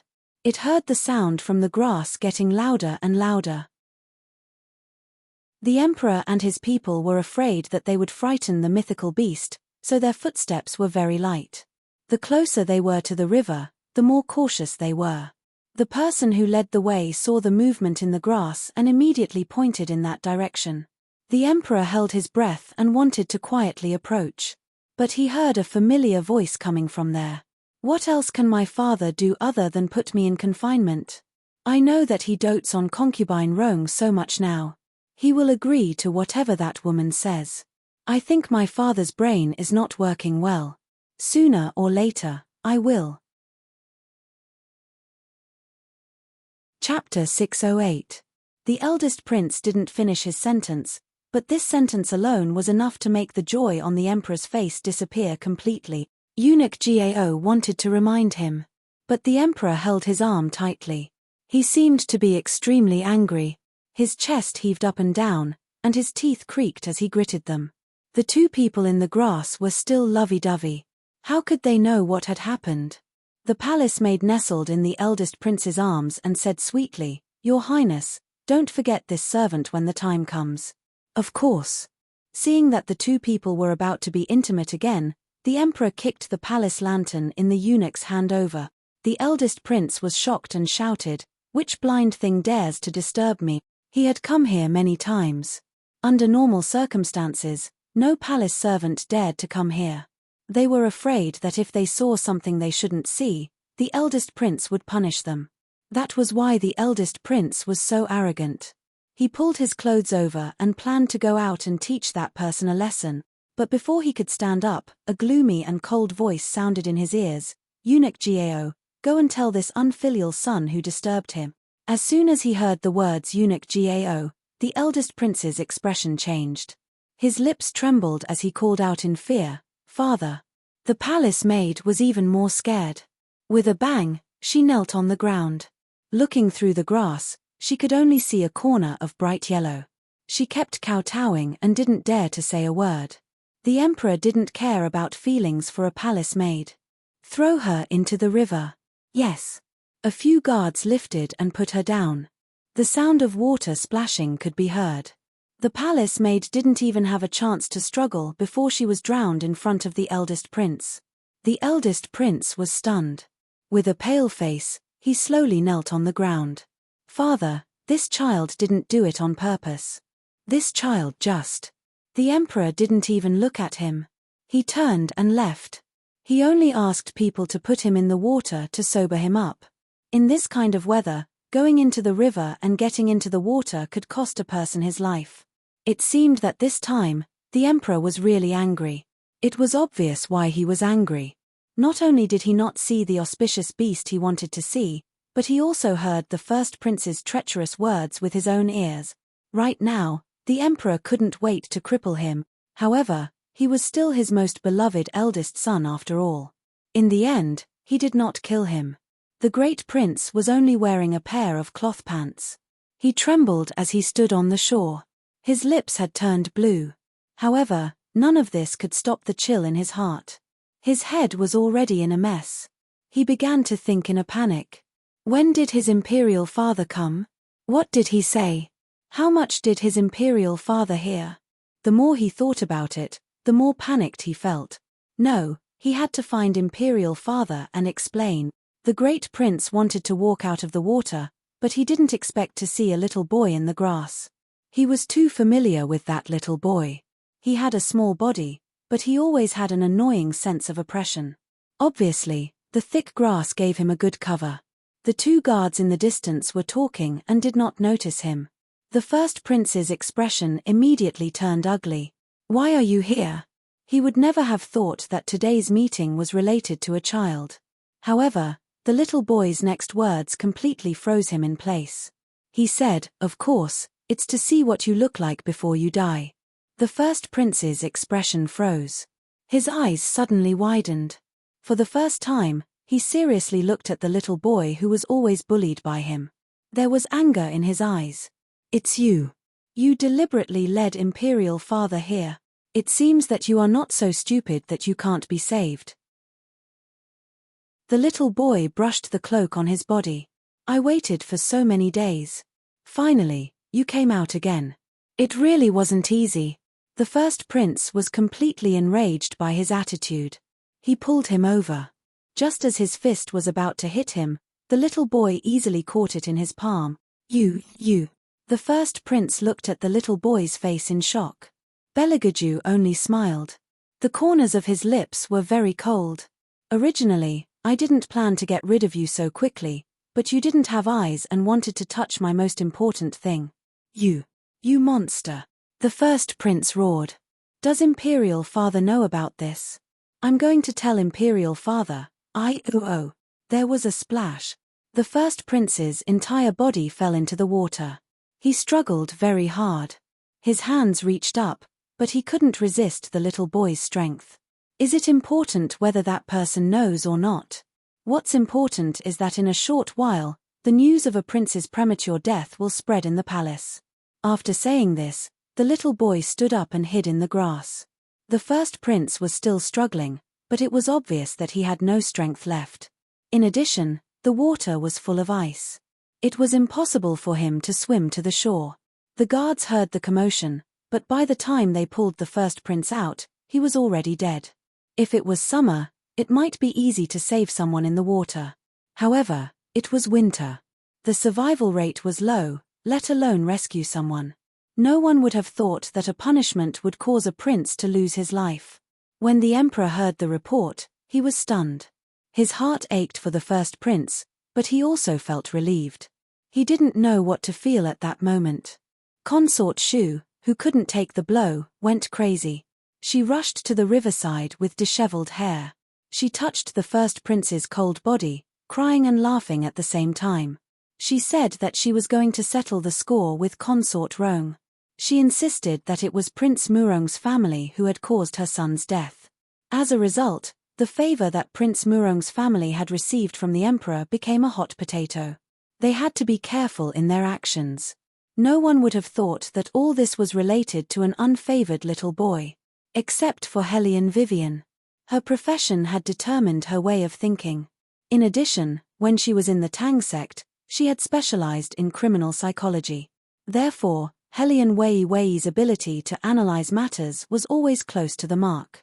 Early the next morning, after Hellion Wei overheard the palace maid's whispers, she instinctively linked the eldest prince's death to Bailey Jiaoju. Her eyes darkened as she thought about it. The little boy was still the same as before. He woke up at the right time. After rubbing his beautiful eyes, he put on his clothes and washed his face. He asked her, "What are we going to eat today?" Hellion Vivian glanced at the black cloak hanging in the corner. Her voice was calm. "It's you, right?" The little boy paused in the middle of washing his face. He replied slowly, "What do you mean by right?" "The first prince." Hellion Vivian only said 3 words. The little boy gripped the towel tightly. He seemed to be worried about something. Chapter 609. Hellion Vivian's gaze fell on his face. "You killed him, right?" The little boy looked at Hellion Vivian for a long time. He supported his injured left eye with one hand and suddenly laughed. With a hint of mockery, he said, "So what if it was me? What? Do you think that I'm not the cute and innocent little prince in your heart who only knows how to be bullied? Instead, I'm a demon freak, so you're starting to be afraid." Hellion Vivian looked at his little hand that was holding the towel tightly and sighed. "I'm just asking you. I didn't think so much. Besides, I never thought that you were naive. It was not a match at all." He should know how black-bellied he was when he looked in the mirror every day. The little boy didn't expect to get such an answer. He was a little stunned. Feeling the warmth from her hand, he seemed to be whispering to himself, "Are you really not afraid of me? What's there to be afraid of?" Hellion Vivian took the towel from his hand. "Don't hold it. If you hold it again, your hand will bleed again. But you're still young. In the future, you should leave this kind of killing and arson to me." The little boy looked at Hellion Vivian for a long time. Then, he stretched out his slender finger and tapped on her forehead. "Idiot. Hellion Vivian. Wait a minute. She should flip through the book first. In this kind of situation, shouldn't he be moved and immediately go back with her? Why did he attack her with words again?" The little boy looked very happy. Even when he was eating, he had a smile on his face. "In a while, come with me to see where you live. Tomorrow, we can move it into the bedroom." Hellion Vivian said, "Oh." In her heart, she was still thinking about how to kidnap him. She didn't care about where she lived. When she arrived at the back of the mountain, she was stunned. Did she have to live in a cage? Also, the guy next to the cage, didn't he look a little too familiar? "Fire Chiline, why are you here?" After Hellion Vivian finished asking, she felt that she had said something nonsense. Since Beligaju was here, the Fire Chiline, who was loyal to him, must also be here. In addition, The reason why the Emperor went on a night patrol yesterday was also because of the fire Chelene. Everything made sense. The fire Chelene was originally in the palace, and it appeared here under the instructions of a certain highness. The fire Chelene had lived for so long and had seen many women, but he only had 1 or 2 impressions. It just so happened that Hellion Vivian was among them. It still remembered how fearless she was back in the 10,000 Demons Hall. However, a human's lifespan was limited. It had already been several hundred years, so how could she still be the same as before? Are you a human or a devil? This was the first sentence fire Chelene asked when it saw Hellion Vivian. The little boy raised an eyebrow. You know each other? Yes, master. The fire Chelene told the little boy everything that had happened. No one noticed that when the little boy heard these words, the little boy's smile disappeared. Hellion Vivian didn't say anything superfluous and went straight to the point. Since you are here, then everything is easy. If I didn't guess wrong, you must be looking for His Highness' soul fragment now, so you should also recognize this red string. With that, Hellion Vivian raised her left hand. After seeing the red string, the fire Chelene was surprised and a little understanding. So that's how it is. It turns out that the soul fragment that I couldn't find, His Highness left it in the past. That's right. Hellion Vivian smiled and turned to look at the little boy standing on the side. She reached out and touched his head. Now you should believe that I didn't lie to you. What she didn't expect was that the little boy laughed in a low voice. This is why you are so good to me. In the end, I am just a fragment. Hellion Vivian was stunned. It's not what you think. Then what is it? The little boy looked up and shook off her hand indifferently. Your purpose is to make me go back with you. Hellion Vivian couldn't refute this. However, he couldn't get the answer he wanted. The little boy's lips turned white and his head hurt badly. He thought that it was probably because he was exposed to the wind for too long last night. But what was the use? She didn't want to stay at all. He thought that there was finally someone. Heh. The little boy smirked. He thought too much. But he still hoped that there was a little warmth. Because it was too cold to be alone. If I don't go back with you, can you not leave? The little boy's voice was a little hoarse. He thought that she was just lying to him, but now he knew that she might really disappear one day. The suffocating feeling made his chest ache. I will ask Unveils to leave, but I won't lock you up. If you like mature and powerful people, I can do it too, as long as you give me a little more time. So, can you stay and don't go? Hellion Vivian looked at the little boy's expression and shook her head with difficulty. Her throat hurt when she spoke. I can't stay. Once I agree, you will never wake up again. So, you still want to leave? He was begging her like this. She still didn't want to stay. The little boy didn't know how to describe that feeling. He didn't want to do anything. He didn't want to walk or move. He just stood there and looked at the golden cage that was covered with a blanket. He made this golden cage especially for her. He knew that she liked gold, so he took out all the rewards that his imperial grandfather gave him since he was young and used them to decorate this cage for her. The blanket inside was the most comfortable one, and there was even a luminous pearl. He thought that she would be happy, and maybe even smile and lean over to kiss the corner of his eyes. However, after coming here, she only cared about talking to Fire Chelene, and didn't even look at the cage. He thought that he would never experience the feeling of suffocating from heartache in his life. But now he understood what it was like. It was like riding a roller coaster, with ups and downs in his emotions. When he finally calmed down, there was only emptiness. He was like that golden cage, beautifully packaged, and joyfully presented in front of her. But she put him aside casually, and only wanted him to go back with her. Fire Chelene sensed Belegaju's fluctuation and immediately stopped this conversation. Let's talk about this later. If there is a problem with the eldest prince, the Empress will definitely look for you. Your Highness, you and Miss Weiwei should go back first. After saying that, he gave Hellion Vivian a look. Hellion Vivian knew what Fire Chelene was worried about. They were all worried that Belegaju in front of them would be demonized early. Her heart was more worried than anyone else. Looking at the little boy's lonely appearance, she almost agreed. But she couldn't agree.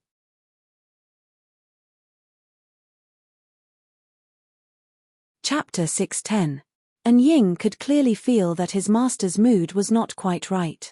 He went out happily, but when he came back, his little face was a lot more lonely. This was the first time he saw his master show such an expression. In his impression, His Highness had always been indifferent. Even when he was badly hurt by the Empress, he never showed such an expression. It was as if he was abandoned by the whole world, and Ying called out worriedly, "Your Highness." But he didn't get any response. The little boy stood beside the desk, his fingers frozen there. And Ying still wanted to say something, but the Empress sent someone. She said that she wanted Beligaju to go there. There was no trace of expression on the little boy's face. And Ying grabbed the person's hand. "Head maid, His Highness didn't do anything wrong recently, right?" The Empress. "What are you talking about?" The Empress asked the royal to go there. Of course she has her own plans. The maid shook off little An Ying's hand. However, she was blocked by Helian Wei Wei, who walked in. "Head palace maid, no matter what, His Highness is still a prince. The retired emperor has not returned yet. When he returns, he will know who is good to His Highness and who is bad to His Highness. Now, in the entire palace, only the third prince is left. Head palace maid is a smart person, you should know what to do." Helian Vivian's words were hard at first and soft at the back, so the head maid couldn't help but think about her words. After thinking about it, she understood. "Sister, don't worry. The royal family won't suffer losses with me on the Empress side." Of course, things were not that simple. The death of the eldest prince made the emperor stay in the palace for 2 days. Naturally, he didn't go to the Empress side. The Empress wasn't in a good mood, but she wasn't in a bad mood either.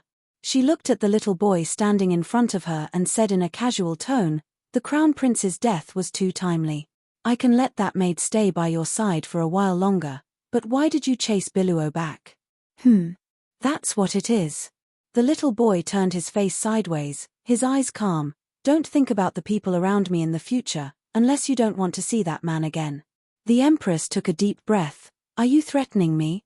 The little boy did not comment. "Do you know who I am? I am your mother. You even dare to threaten your mother. He really is a demon." The Empress' smile suddenly turned cold. "How did I give birth to such a cold-blooded demon like you?" The little boy smirked, his eyes dark. "So, don't provoke me." The Empress looked at him and slapped him. The teacup in his hand flew out and smashed into the little boy's forehead. Scram! Blood seeped out from the white cloth, but the little boy didn't care at all. His head was still dizzy as he walked towards his bedroom. Then, he met the little girl from the Helian family. This time, she didn't even speak. When she saw him, she was so scared that she immediately ran away. The little boy pressed his finger against his forehead, and a mocking smile appeared on his face. Thinking of the woman who had anxiously asked him if he liked this little girl, he inexplicably found it funny. He couldn't even be bothered to look at this kind of porcelain doll who was so afraid of him, so how could he like her? He accepted those things only because he thought that she would want to eat them. He had never felt this kind of feeling before. He wanted to get someone, so much that even his blood was hot. He originally thought that he was her one and only, because the way she looked at him was too warm. He liked it when she looked at him like that, as if she would only smile at him when he turned around. But in the end, he realized that he was just a soul fragment to her. If it wasn't because he was a fragment of that person, she wouldn't even look at him. The little boy chuckled. As soon as he stepped into the hall, Shadow gasped and hurriedly ran to call for the imperial physician. When he came back, the little boy was already asleep. His face was so pale that there was no color. Helian Wei Wei didn't know anything about this. This was the first time she felt uncertain about her own way of doing things. Now, she finally understood what the fire Chiline had said. It said, "Remember, no matter what will happen to His Highness, you can't agree to let him stay." But in fact, it wasn't that simple. She hoped that she could always stay by his side. Her little Highness, black-bellied, smart, and very proud. When he was sick, he would always find ways to act spoiled to her. He would put his head on her shoulder, or he would say in a muffled voice that he didn't like anything. When she kissed him, he obviously liked it, But he still pointed at her forehead and told her to stay away from him. How was she supposed to reject him when he was like this? Hellion Vivian clenched her hands and looked at the lake surrounded by white fog. Her eyes were red. She had told him before. She would do the dirty and bloody things. This time was the same. Even if she was hated and resented. He must go back with her. I'm very happy that you didn't waver.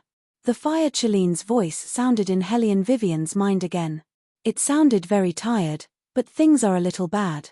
Hellion Vivian's heart tightened. What do you mean? And history is a little different from the past.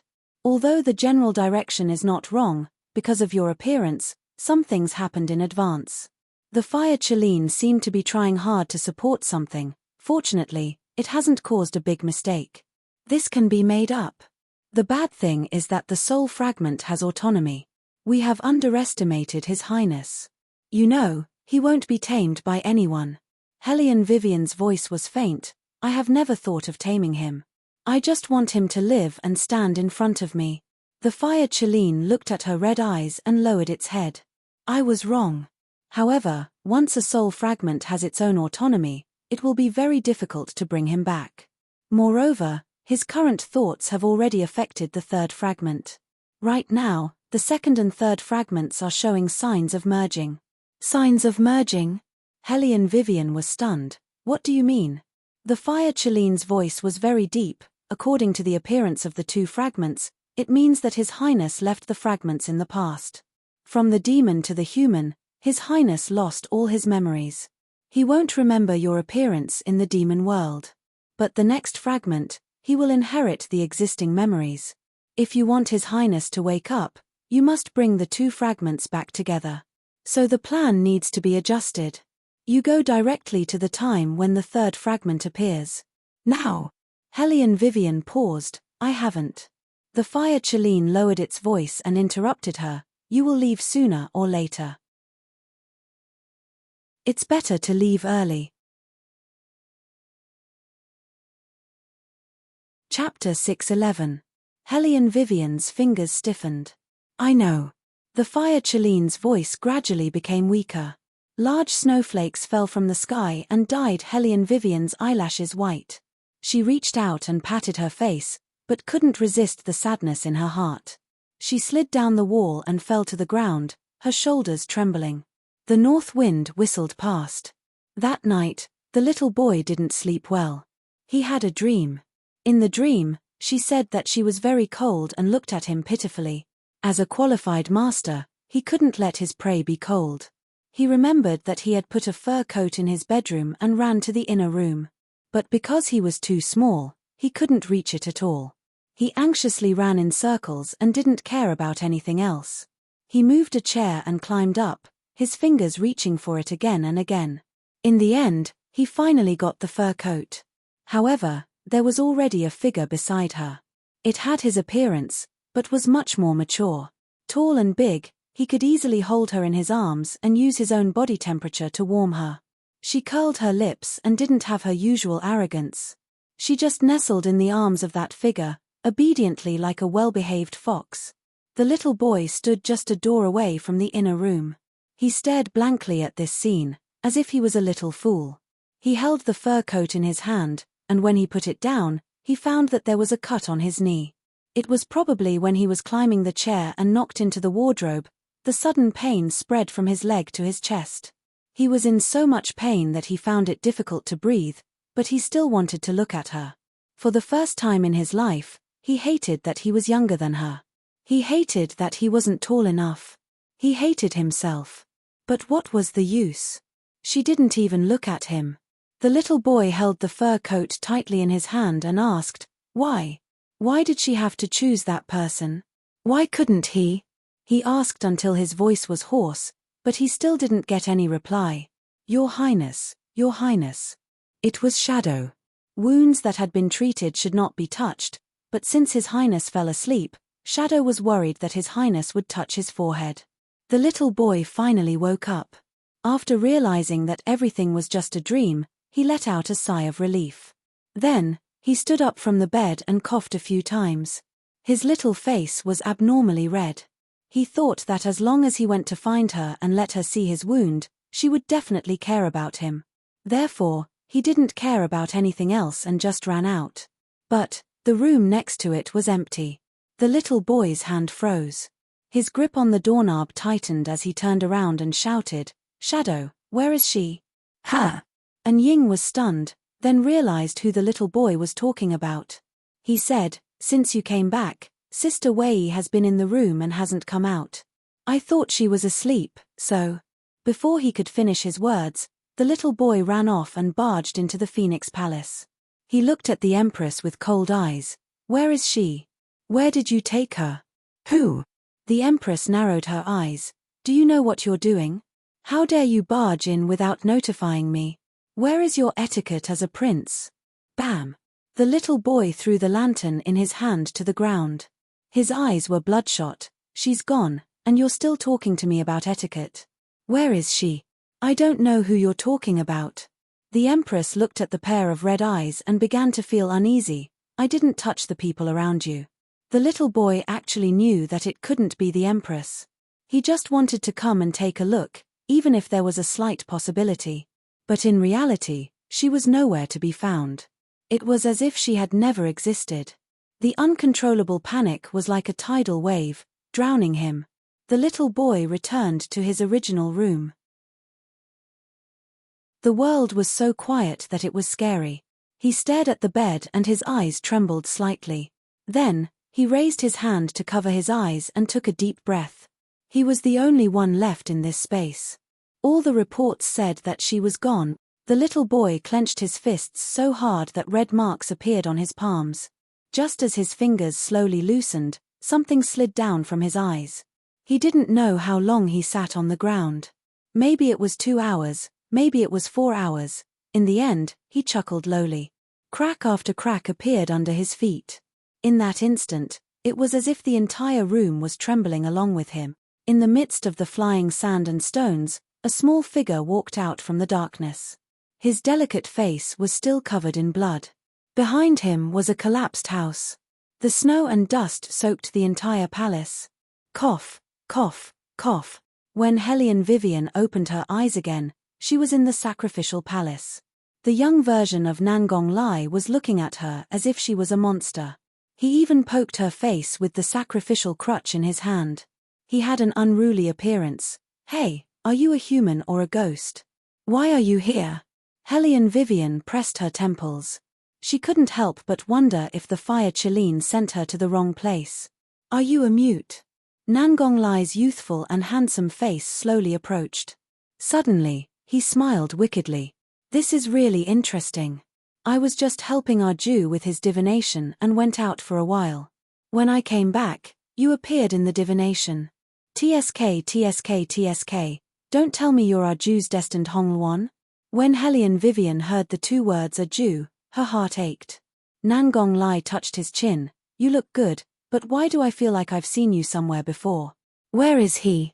Hellion Vivian put down her hand and interrupted him. Nangong Lai raised his eyebrows. "You're not a mute. What a pity. Our Jew doesn't like talkative people." Hellion Vivian smiled. "I don't like talkative people either. Master Lai, it's more practical to tell me where he is." "Him? Our Jew?" Nangong Lai looked at her playfully. "Did you appear here on purpose? Don't waste your effort. Other than the one from the Hellion family, our Jew won't look at any other woman." Speaking up to this point, Nangong paused and stared at Hellion Wei seriously. "Wait, you look so alike, don't you look a little too alike? You can't be her, right? Hey, your joke this time is too much. Why do I feel like I'm a few years older? Do you know that our Jew is looking for you everywhere?" Chapter 612. Hellion Vivian's head still hurt a little, but she knew that Nangong Lai was treating her as another Hellion Vivian. However, she did not deny it. Because from what Nangong Lai said, it was very likely that this Hellion Vivian could see Beligaju very easily. But it's still very strange. "Why did you change a little?" Nangong Lai looked at her. "And your skin looks very good." Hellion Vivian did not speak. After all, she was different from the previous Hellion Vivian. Apart from what Nangong Lai said, There was also her personality. She was afraid that if she spoke, there would be more loopholes. At this time, Nangong Lai suddenly laughed with an evil look. I thought you changed just now. It turns out that you are still the same as before. You will only lower your head no matter what you say. How boring. But who asked Arju to like you? Let's go, I will take you to see him now. If he knows that you are that Hong Luan, maybe he will give me 1 or 2 of his death servants. Hellion Vivian's eyes flashed. Arju likes you? What does that mean? But, how did you come in? Did you grow wings? Nangong Lai led her forward while muttering to himself in doubt. He secretly decided to strengthen the guards of the holy worship temple. Hellion Vivian did not listen to him. Her heart was full of only one thought, that she would be able to see Her Highness soon. Her pulse was beating a little fast. Hellion Vivian tried to suppress her trembling fingers so that she would not lose her composure. This time, she did not know what he would be like. And, she left so suddenly, would he blame her? She did not know why, but as long as Hellion Vivian thought of that small figure, her heart would hurt fiercely. Wait a minute. Nangong Lai stopped. At this time, Arju must still be sleeping. You know, he is very sleepy. Hellion Vivian nodded. Nangong Lai looked at her silent appearance and laughed again, but with a bit of coldness. Maybe it's not appropriate for me to say this. Can you not always use this kind of method to make Arju anxious? Hellion Vivian frowned and was about to speak. Nangong Lai smiled faintly and interrupted her. I know, you always feel that Arju doesn't like you enough and that you don't feel safe. But you also have to understand, every time you don't see him, Arju will look for you like a madman. He is a prince, and also the one who is most likely to become the crown prince in the future. The empress just passed away not long ago. Arju not only has to look after the 7th prince, but he also has to be on guard against the 4 great families at all times. This kind of loss of self-control is simply harmful to him, so I want to ask you to use your brain a little. Don't always use the trick of disappearing to verify Arju's love for you, understand? Nangong Lai's words gave Hellion Vivian a lot of information. The empress had just passed away not long ago. That also meant that the person in charge of the harem was the one from the Mu Rong family. There was also little Seven who needed to be taken care of. In other words, Beligaju should be around 16 years old now. However, what did Nangong Lai mean by liking her? Hellion Vivian lowered her eyes. Suddenly, she had a strong feeling of uneasiness that made her suffocate. It shouldn't be like what she thought. It definitely wasn't like what she thought. All right, you can go in. Arju is inside. He even threw a big tantrum just now. Nangong Lai half curled his lips. He'll be fine once he sees you. Obviously, she was about to see him, but at that moment, Hellion Vivian actually couldn't take a step forward. She knew that everything had a cause and effect. She wasn't by his side when he needed her the most. Instead, the little girl who always brought him food was always there. She never thought that she would be replaced one day. But when this day was about to come, Hellion Vivian actually felt a little scared. She had always been ruthless, and the way she did things was also ruthless. Before she met young Master Tang, her world was a sheet of black. That was the black of powerlessness. She watched herself sink bit by bit, but she couldn't get any help. Later, she finally had the ability and thought of ways to avenge her mother. When she took away the family business, her father pointed at her nose and scolded her for being heartless. She broke one of the ribs of that mistress in front of him. Maybe she was really heartless, but she also met someone who was really good to her. He raised her like a prey. His methods weren't gentle, and he always looked at her with a cold expression. But when her stomach hurt, he would hold her in his arms and not let her feel cold. No matter when he grew up or when he was young, he would always push the food she liked to eat in front of her. If this person was no longer around, what should she do? If this person gave all his love to others, what was she going to do? Why aren't you moving? Nangong Lai frowned and looked at her. Hellion Vivian clenched her hands and straightened her back. No. Even if he was no longer around, she still wanted to take him back. Only then did Nangong Lai smile. As he walked inside, he said carelessly, Arju, look at who I've brought. In the midst of the incense, a young man in an ivory white robe stood with his back against the light. He had a tall and slender figure, straight and powerful legs, and a thick layer of snow fur around his collar. He gave off a noble and scholarly aura. He was still holding a memorial in his hand, casually flipping through it. He didn't turn his head, but his voice was cold and thin, like a top-notch treasured sword that finally showed its sharpness. If you make any more noise, get out. Arju, don't be so cold. Let's turn around and have a look first. Nangong Lai smiled wickedly in the direction of Hellion Vivian and lifted his chin. Only then did Bailey Jiaoju look in the direction of his gaze. He seemed to heave a sigh of relief. His voice was a little soft. Where have you been? Didn't I ask you to wait here? Why did you disappear when I turned around? Hellion Vivian lowered her head, her whole head was buzzing. She clenched her hands and felt that her throat was sore. She couldn't say a word. Why aren't you talking? Belagaju's face was smiling, but there was no warmth in his eyes. But compared to when he was in front of others, he appeared much gentler. Everyone said that the handsome and incomparable royal family used all his good temper on the eldest daughter of the Hellion family. Nangong Lai finally saw it for himself. However, what was so good about this Hellion Wei Wei? She was timid and afraid of trouble. Furthermore, she had an unclear relationship with Murong Feng. Why would Arju be interested in her? At this time, Shadow's voice suddenly came from outside the door. Your Highness, Miss Vivian has been found. As he spoke, he walked in with a young girl. Chapter 613.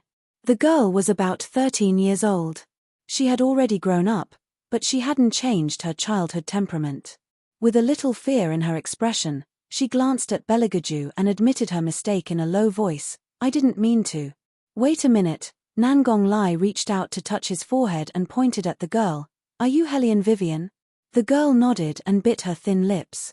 She knew that this genius priest didn't like her, but she didn't expect that he would ask who she was. Didn't His Highness tell him?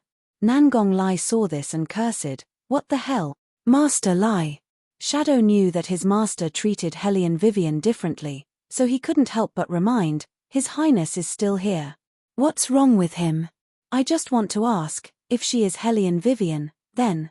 Nangong Lai turned back. Who is this woman? Hellion Vivian, who was called, stiffened her fingers. Then, it was the most familiar indifference. This question, I also want to know. It was Belagaju. He walked slowly towards Hellion Vivian. The girl didn't know what was going on, and her pair of shapely eyebrows were tightly knitted. Are you going to keep your head down? Belagaju's gaze fell on the hairy head in front of him. His left hand holding the booklet was so tight that it almost turned white. The surrounding wind suddenly turned cold. His eyes were as cold as the frost in winter, but they flashed with an unknown flame, causing people to feel intimidated just by looking at him. Hellion Vivian knew that she couldn't hide, and there was no way to hide anything. She straightened her back, raised her head, and smiled at him lazily. It's me, I'm back.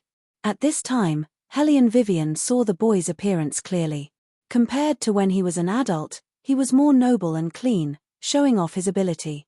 That kind of handsome almost had a diamond-like light, with a texture of cold texture. She didn't know if it was her illusion, but Hellion Vivian felt that his beautiful eyes seemed to be fiercely shocked at that moment. As it turned out, she had thought too much. He looked at her with a calm and indifferent expression, as if he had never seen her before. However, she could still hear a trace of familiar mockery in his words. So it's you. The situation was better than Hellion Vivian had imagined. She thought that he would not even know who she was, but now she could at least be sure that he remembered everything from the past. However, the more it was like this, the more Hellion Vivian felt her throat dry up. He remembered everything, but he treated her like a stranger. Arju, do you know her? The more Nangong Lai looked at her, the stranger he felt. Who is this woman? Why did she look exactly like Hellion Vivian? Belagaju didn't answer his question. Instead, he said, Wei Wei, come here. Hellion Vivian was dazed for a moment, thinking that he was calling her. But when the young girl obediently walked in front of him and raised her head to look at the young man, Hellion Wei Wei felt her legs stiffen as she stepped forward. Don't run around in the future, okay? The young man's voice was already pleasant to listen to. Coupled with the gentleness in his voice, it could make people feel that even the air was sweet. The young girl nodded obediently and looked at Hellion Vivian with her big eyes. She was indescribably cute, as if she was surprised that there was someone who looked so similar to her. Hellion Vivian felt as if she had fallen into an ice cellar. Fortunately, before entering the room, Nangong Lai's words had prepared her mentally, so she didn't collapse on the spot. However, she had already expected this situation, so she was exceptionally calm. Even Hellion Vivian admired herself a little. She didn't turn around and leave. Her hands and feet seemed to be frozen. The moment her blood returned, she smiled at the two people in front of her. She had always known how good he was at spoiling people. She also knew that not many girls could refuse him. Yes. Hellion Vivian saw the shyness and obedience on the young girl's face. She thought that if heartbreak could make a sound, she just wanted to cover her ears and not hear or see. But in fact, she couldn't back down. The more this situation was, the more she wanted to make herself invincible. To be honest, other than the fact that my face is the same as yours, there's nothing else that's similar to yours. What do you think? Hellion Wei's eyes were all smiles as she looked at the young man in front of her. Beligaju seemed to have heard a joke. His thin lips curled into a mocking smile. You. Oh. Hellion Vivian never did things according to the rules. Anyway, what he said would only make her more sad. She simply didn't listen and rushed over to kiss him. When Nangong Lai saw this scene, he sucked in a deep breath. However, Bailey Jiu only paused for a moment. In the next second, he directly flung her aside. The back of his hand brushed past his thin lips. The light in his eyes was clear and cold. Don't you think too highly of yourself? Hellion Vivian put her left hand on the cold floor. It was a little painful and a little cold. Maybe, she really did think too highly of herself. Hellion Vivian sat on the floor and held her forehead and laughed softly. Just a kiss and you have such a big reaction. Hearing this, the young man's eyes became colder. Because she said that she didn't care, he clenched his fingers. Only a casual woman like you would treat a kiss as a greeting. Hellion Vivian froze. A casual woman? Nangong Lai, on the other hand, was in high spirits as he looked at Hellion Wei. His eyes were filled with deep rumination and admiration. There were many people who liked Arju, but she was probably the only woman in the world who would throw herself at him and kiss him. Others didn't know Arju's character, but he knew. If he really hated him, it wouldn't be as simple as throwing him away. From his point of view, Arju was clearly angry because he had lost his first kiss without any warning.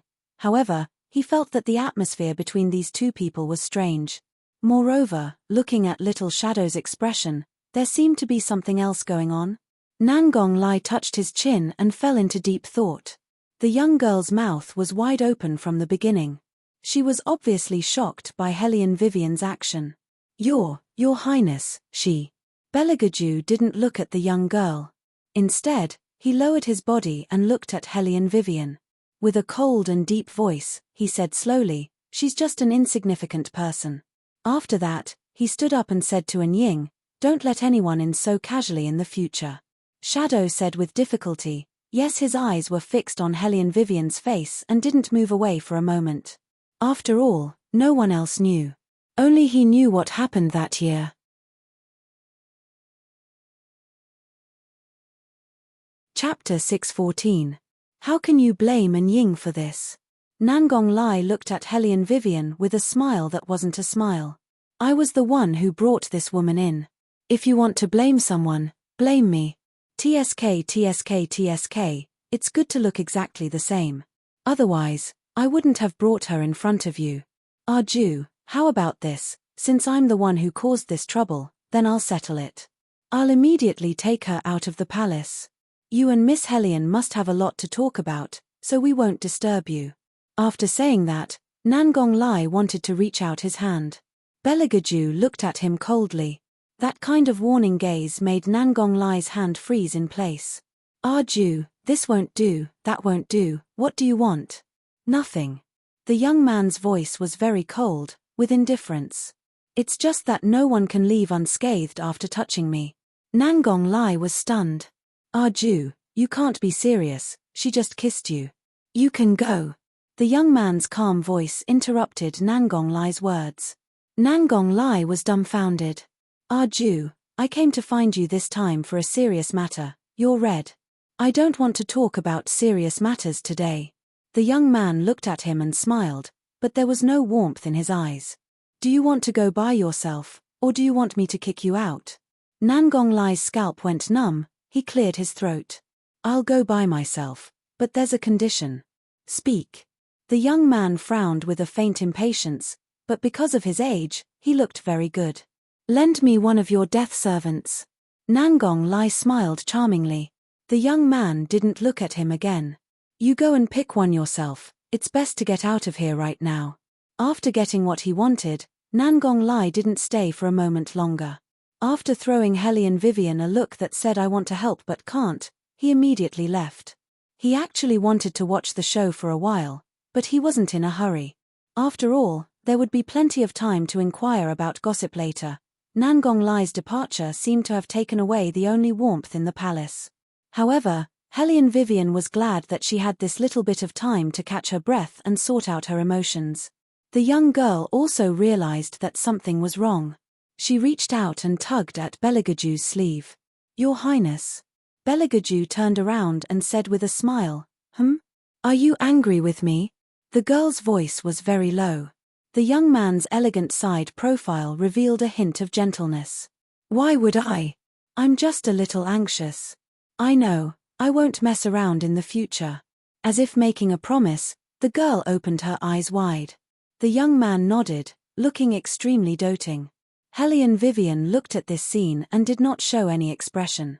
She only felt cold from the beginning to the end. She wondered if she should leave first. He would find a corner, lick his wounds, and come back to fight again. Because it was so painful that he couldn't breathe. Probably because there was another person present, the young girl was a little uncomfortable and frequently looked in the direction of Hellion Vivian. The young man also noticed her gaze and said in a faint voice, You go back first, I'll deal with this matter. The young girl didn't want to leave. She didn't know why, but ever since she saw the woman who looked exactly like her, she always had an uneasy feeling. The difference was that this woman was more mature than her, and she had never seen anyone like her. When His Highness was angry, she could still keep a straight face. Miss Vivian, this subordinate will send you out. Shadow naturally knew what his master was thinking. He walked to the side of the young girl and tried to lead the way. The young girl raised her eyes and looked at Belegaju with her beautiful eyes. She didn't do it on purpose. Your Highness, don't be too harsh on her. Don't worry, I know you don't like to see blood. The young man seemed very considerate. He smiled at her, follow Shadow. The young girl nodded and couldn't help but look back at Hellion Vivian. The door was closed. In the empty room, only Hellion Vivian and the young man were left. You also heard it, she doesn't like blood. The young man walked to the wooden table, picked up the teapot, and poured a cup of tea, so I won't do anything to you. Hellion Wei made a no sound and suddenly felt sullen. Damn it. Why are you so obedient when it's someone else? Why is it that when you're with me, you only know how to bully me? Don't even talk about listening to me. Usually, other than having a poisonous tongue and being arrogant, when have you ever been gentle to me? What about you? Do you have anything else to say? The young man brought the tea to his lips. Suddenly, he seemed to have thought of something. His fingers paused, but he didn't drink the tea. Instead, he put it back to its original place. Hellion Vivian smiled and shook her head. Originally, she had a lot of things to say. Who knew that the third fragment would be like this? After all, she wasn't made of iron, so her fingers were hurting. Hellion Vivian suddenly didn't have the strength to speak. The young man slowly tightened his grip on the teacup in his hand, and smiled coldly. You have nothing to say? Her silence, her indifference, and her indifference all turned into sharp thorns that pierced into his heart. Apart from the coldness, he couldn't feel anything else. Pa. The young man waved his hand, and an iron chain appeared in front of Hellion Vivian. Hellion Vivian was stunned. The young man got closer to her. His face was perfect and flawless, But the words he said went straight to her heart. Since you don't care about anything, I can just tie you up and give you away. Hellion Vivian raised her head and looked into the pair of emotionless eyes. Her heart seemed to be tightly clenched. Do you hate me? You really think too highly of yourself. The young man sneered and turned his back. Hellion Vivian lowered her voice. I don't think highly of myself, I just don't want to see you unhappy. The young man's back suddenly stiffened. She was bewitching him again. She was really good at it. 8 years ago, when she kissed him, he would feel warm all over. He couldn't wait to give her all the best things in the world. For her, he had done too many stupid things. Even the cage had to be made of gold, just to please her. Actually, at that time, he had already understood that he couldn't grasp her heart, but at least he could have her body. Because he thought that she cared about him more or less. But later, he found that as long as this so-called soul fragment didn't agree to go with her, she would immediately disappear. She didn't even hesitate and didn't care about what would happen to him. The bone-piercing hatred surged in his heart, and the young man's eyes were corroded by darkness again. His deep eyes were obviously very beautiful, but because of the layer of ice, they were so bright that it made people's hearts feel cold. He stared at her, his eyes cold.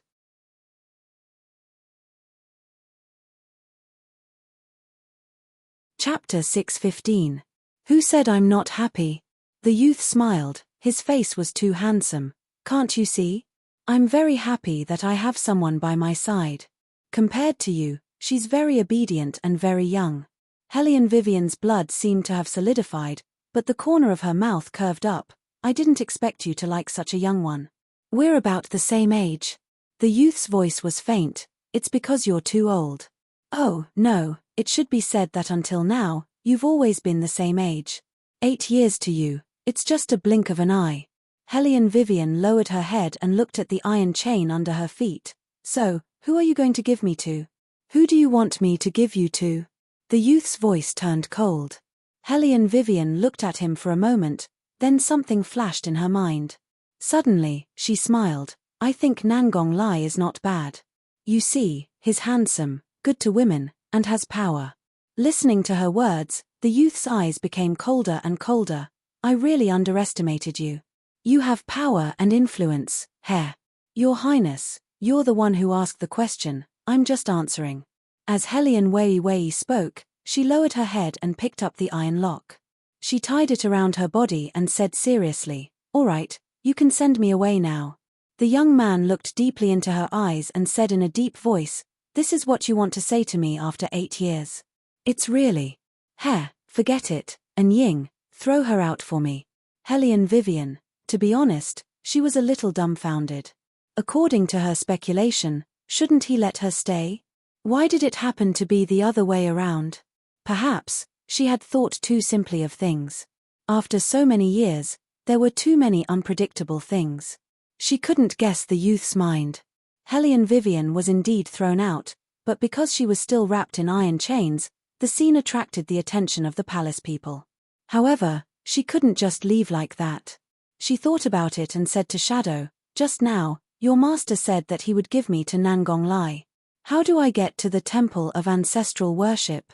And Ying glanced at her but didn't say anything. His face was tense. Little Shadow, even if your master doesn't recognize me, you still have to recognize me, Hellion Vivian said with a smile. Back then, you still had to call me Sister Wei.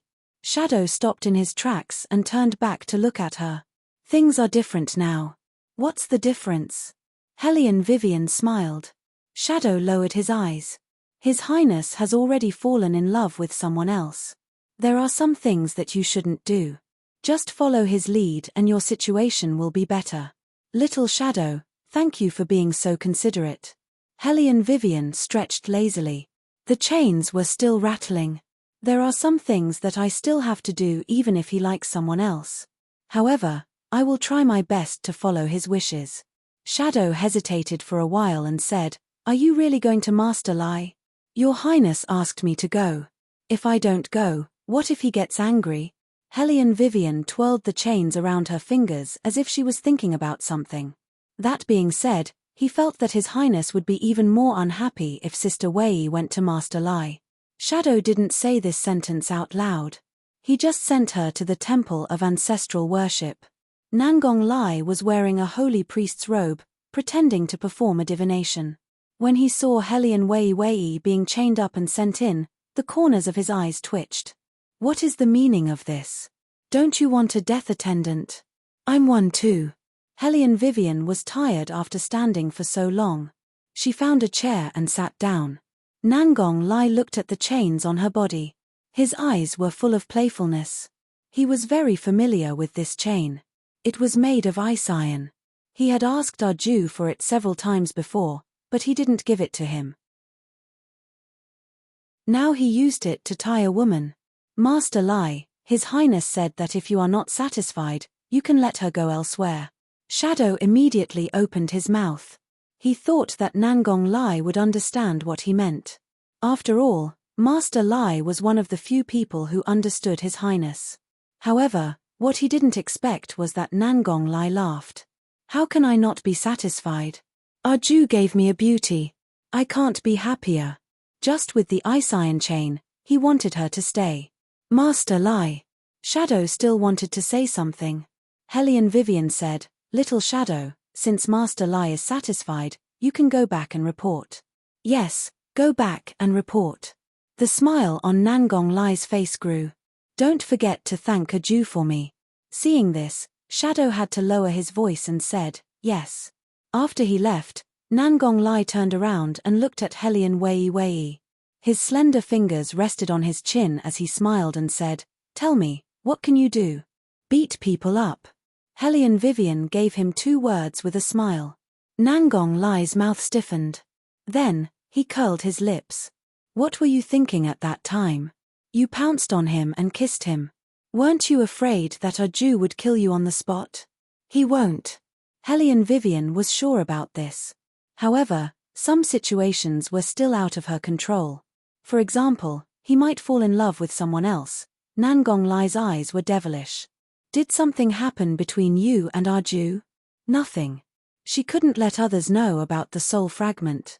Helian Vivian's voice was flat. Nangong Lai laughed. It was a little cold. Do you think that I am blind? Between you and Arju, I can still do one thing. Helian Vivian slowly interrupted him. I am good at wooing people. For example, I am good at wooing Qingzhon. Nangong Lai was stunned. He stuttered, I don't know what you are talking about. The first step to wooing a woman is to give her flowers. Helian Vivian raised her eyebrows. Do you give Qingzhon flowers? Nangong Lai's face turned red. Ha. Why would I give a girl? Helian Vivian didn't say anything. She just looked at him. Nangong Lai's voice gradually lowered, as if he was talking to himself. What flowers should I give? Helian Vivian looked at the young man in front of her and curled her lips. She thought to herself, I can't handle His Highness, but I can handle you. A bunch of kids who haven't grown up yet. Roses. Giving 1 means you are the only one. Giving 3 means I love you. You see, how many do you want to give? Nangong Lai's eyes fluttered. What do you mean I love you? I can't say that. Give 1. Then I will give 1. Wei raised the corners of her mouth. As far as this young master was concerned, the meaning of gifting 1 flower should be even deeper than gifting 3 flowers.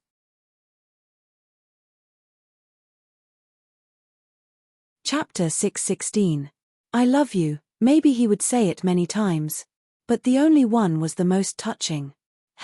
This guy had already regarded Qingzhon as his only one. How cute. Maybe it was because her love life was not smooth. Helian Vivian found Nangong Lai much more pleasing to the eye. Nangong Lai was still a little innocent when he was young. He would blush when he heard Qingzhon's name. He still trusted Helian Vivian. Helian Vivian patted him on the shoulder and said, If you call Qingzhon, she might not come out. You can send her roses and I will help you ask her. Okay, as long as this is done, I can help you with whatever you want to do.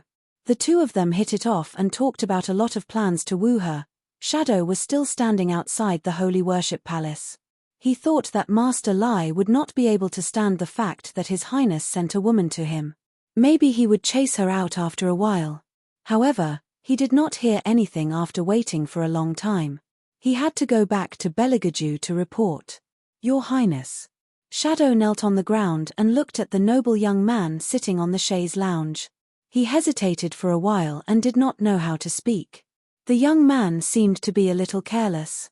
He moved his finger away from his thin lips and said calmly, "Is our lie's objection too obvious?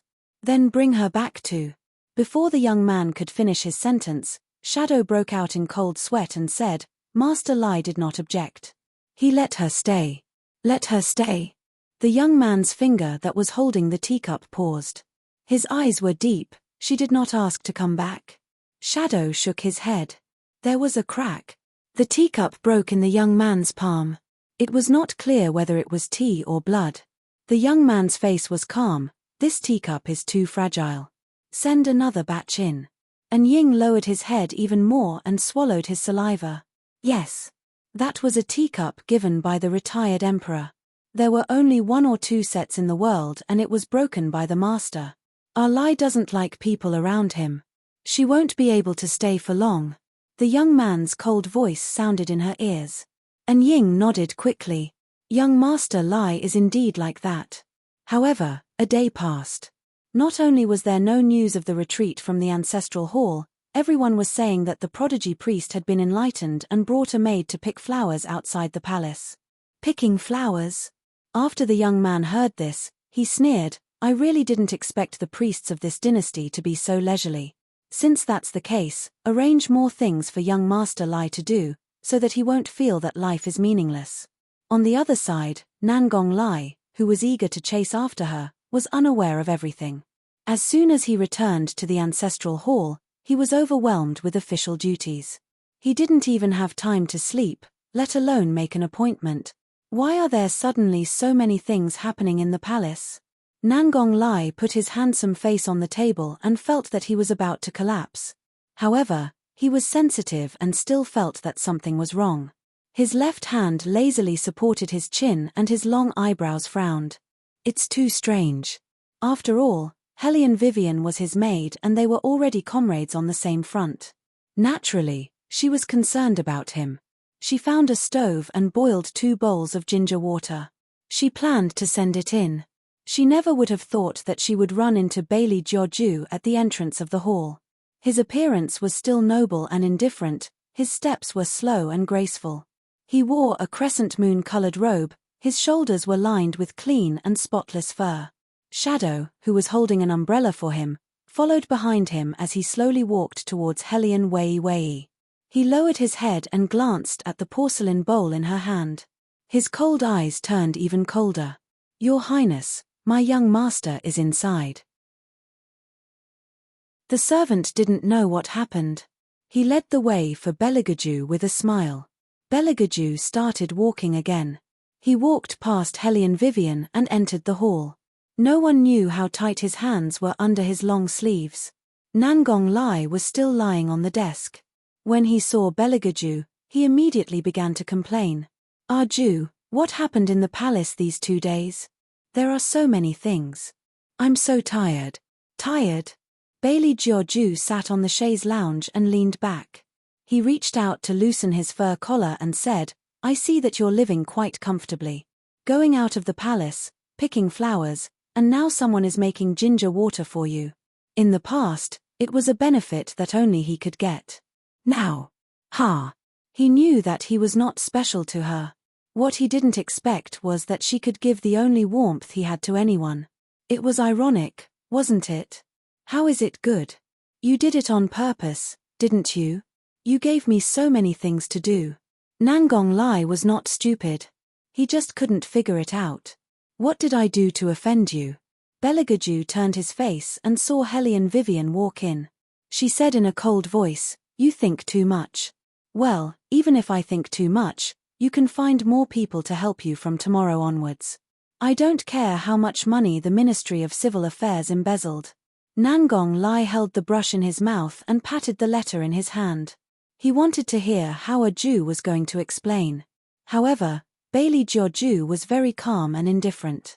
"The people below sent the wrong one. I've been busy for a long time. You told me that the people below sent the wrong things." Nangong Lai's mouth twitched. What else could it be if he didn't like him? But he didn't know why. When he met Belagaju's eyes, he felt like he had wronged his brother. His scalp went numb. Seeing Hellion Vivian walk in with the ginger soup, Nangong Lai changed the topic. Arju, you must be cold after walking all the way here. Here's the ginger soup. Do you want to have a bowl? No. The young man's voice was still cold. He looked like he was thinking about something. Nangong Lai understood. You're right. You don't drink things with a weird taste. Hellion Vivian raised her eyebrows. He doesn't drink it. No wonder he always frowned when she passed it to him when they were young. He didn't like it. She would keep the rest of the bowl for later. Hellion Vivian put the bowl aside. When she leaned over, she saw the letter that Nangong Lai wrote to Qingzhon. She couldn't help but laugh. Nangong Lai looked back and quickly pressed the paper. Don't tell anyone. Don't worry, I won't. Hellion Vivian smiled and looked away. She said with a meaningful tone. The two of them seemed to have each other's little secret. They had a tacit understanding. As if he couldn't stand the smell of the ginger soup in the room, the young man sitting on the chaise lounge suddenly stood up.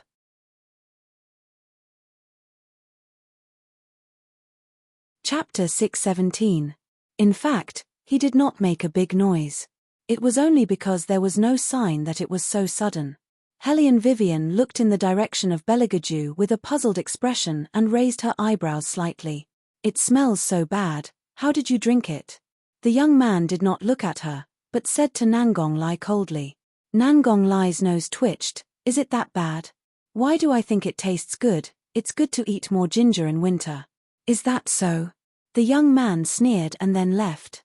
Nangong Lai thought that he could not stand the smell of ginger, but he did not expect that the next morning, all the food in the holy worship palace had turned into ginger. Shadow stood beside him with a serious face and reported, His Highness said that since Master Lai thinks that ginger is good for you, then you should eat more. Nangong Lai was speechless. Wait.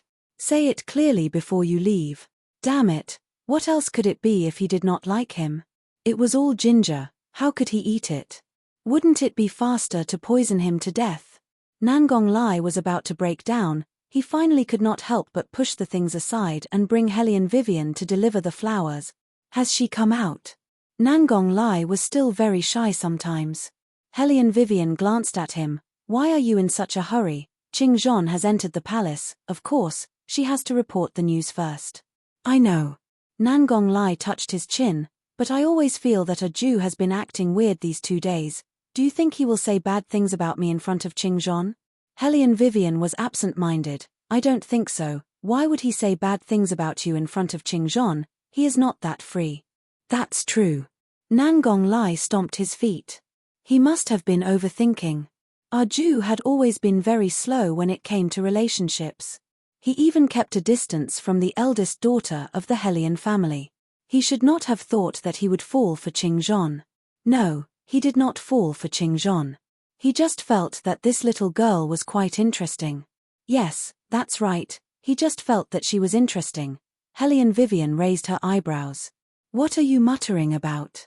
Hurry up and get the roses ready. After all, Nangong Lai was a young master who understood the heart of a young girl. He snapped his fingers wickedly.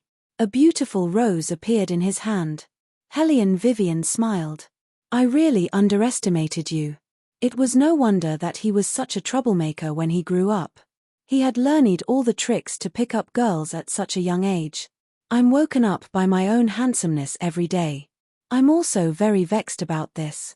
Nangong Lai curved his thin lips as if he had thought of something. This one is for you. Hellion Vivian knew his character, so she didn't reject him. She lazily took it and said, What do you want to ask me again? It's nothing. Nangong Lai smiled evilly. It's nothing more than what happened between you and our Jew. Even if he had to die, he had to understand that a Jew had only started messing with him after this woman had arrived. Hellion Vivian opened her mouth. Just as she was about to speak, she felt that there was someone behind her. She felt a chill down her spine. She turned her head and met the young man's deep and bottomless eyes. When did he arrive?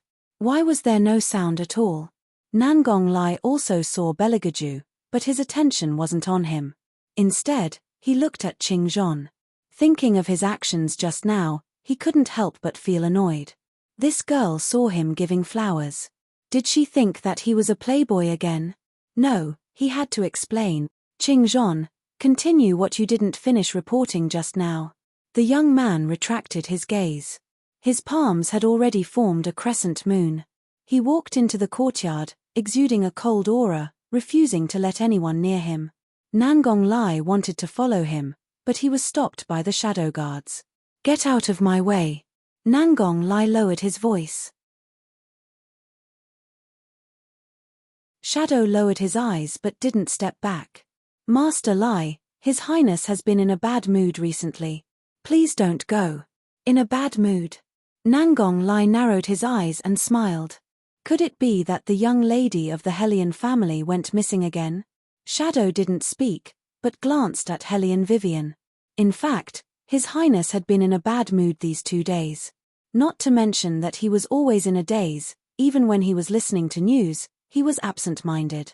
Especially after coming back from the Holy Worship Palace last night, he sat in the study room and didn't sleep for the whole night. He just sat there quietly, holding a fur cloak in his hand. No one knew what he was thinking. Shadow had only seen His Highness like this at that time. 8 years ago, His Highness was still young and sick. He looked for this woman like crazy. Even when he was lying in bed with a fever, he was begging her to stay. However, no clues about this woman could be found in the entire palace. Since then, His Highness had changed. There wasn't any anger in his eyes. At that time, when the eldest prince passed away, the emperor was unhappy, but he didn't punish the Murong family. Instead, he gave His Highness a lot of trouble. The empress threw His Highness into the woodshed for 3 days and 3 nights because of his disrespect to her. She didn't even give him a sip of water. He and Bai Lu begged everywhere, but they still couldn't see His Highness. Fortunately, the retired emperor came back in advance and scolded the empress and the emperor. But in less than a year, there was a big fire in the palace. After the fire, His Highness had been shut in. Later, His Highness accidentally met the young lady of the Hellion family. He was no longer like before, showing hostility to everyone he met. Instead, he gave people a kind of jade-like elegance and maturity. It was as if nothing could stir up his emotions anymore. Unless the young lady couldn't be found. His Highness would only frown, but even so, he was indifferent. Until now. His Highness seemed to be out of control again. His Highness.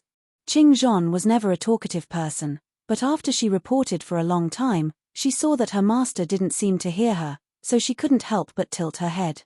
In fact, since he walked into the room, Beligaju had forgotten that there was such a person beside him. His mind kept replaying her look when Nangong Lai gave her the flowers. She looked very happy. He had never seen her smile like that. The corners of her mouth were slightly raised, without any purpose, just because she was happy. His heart felt like it was filled with ice water.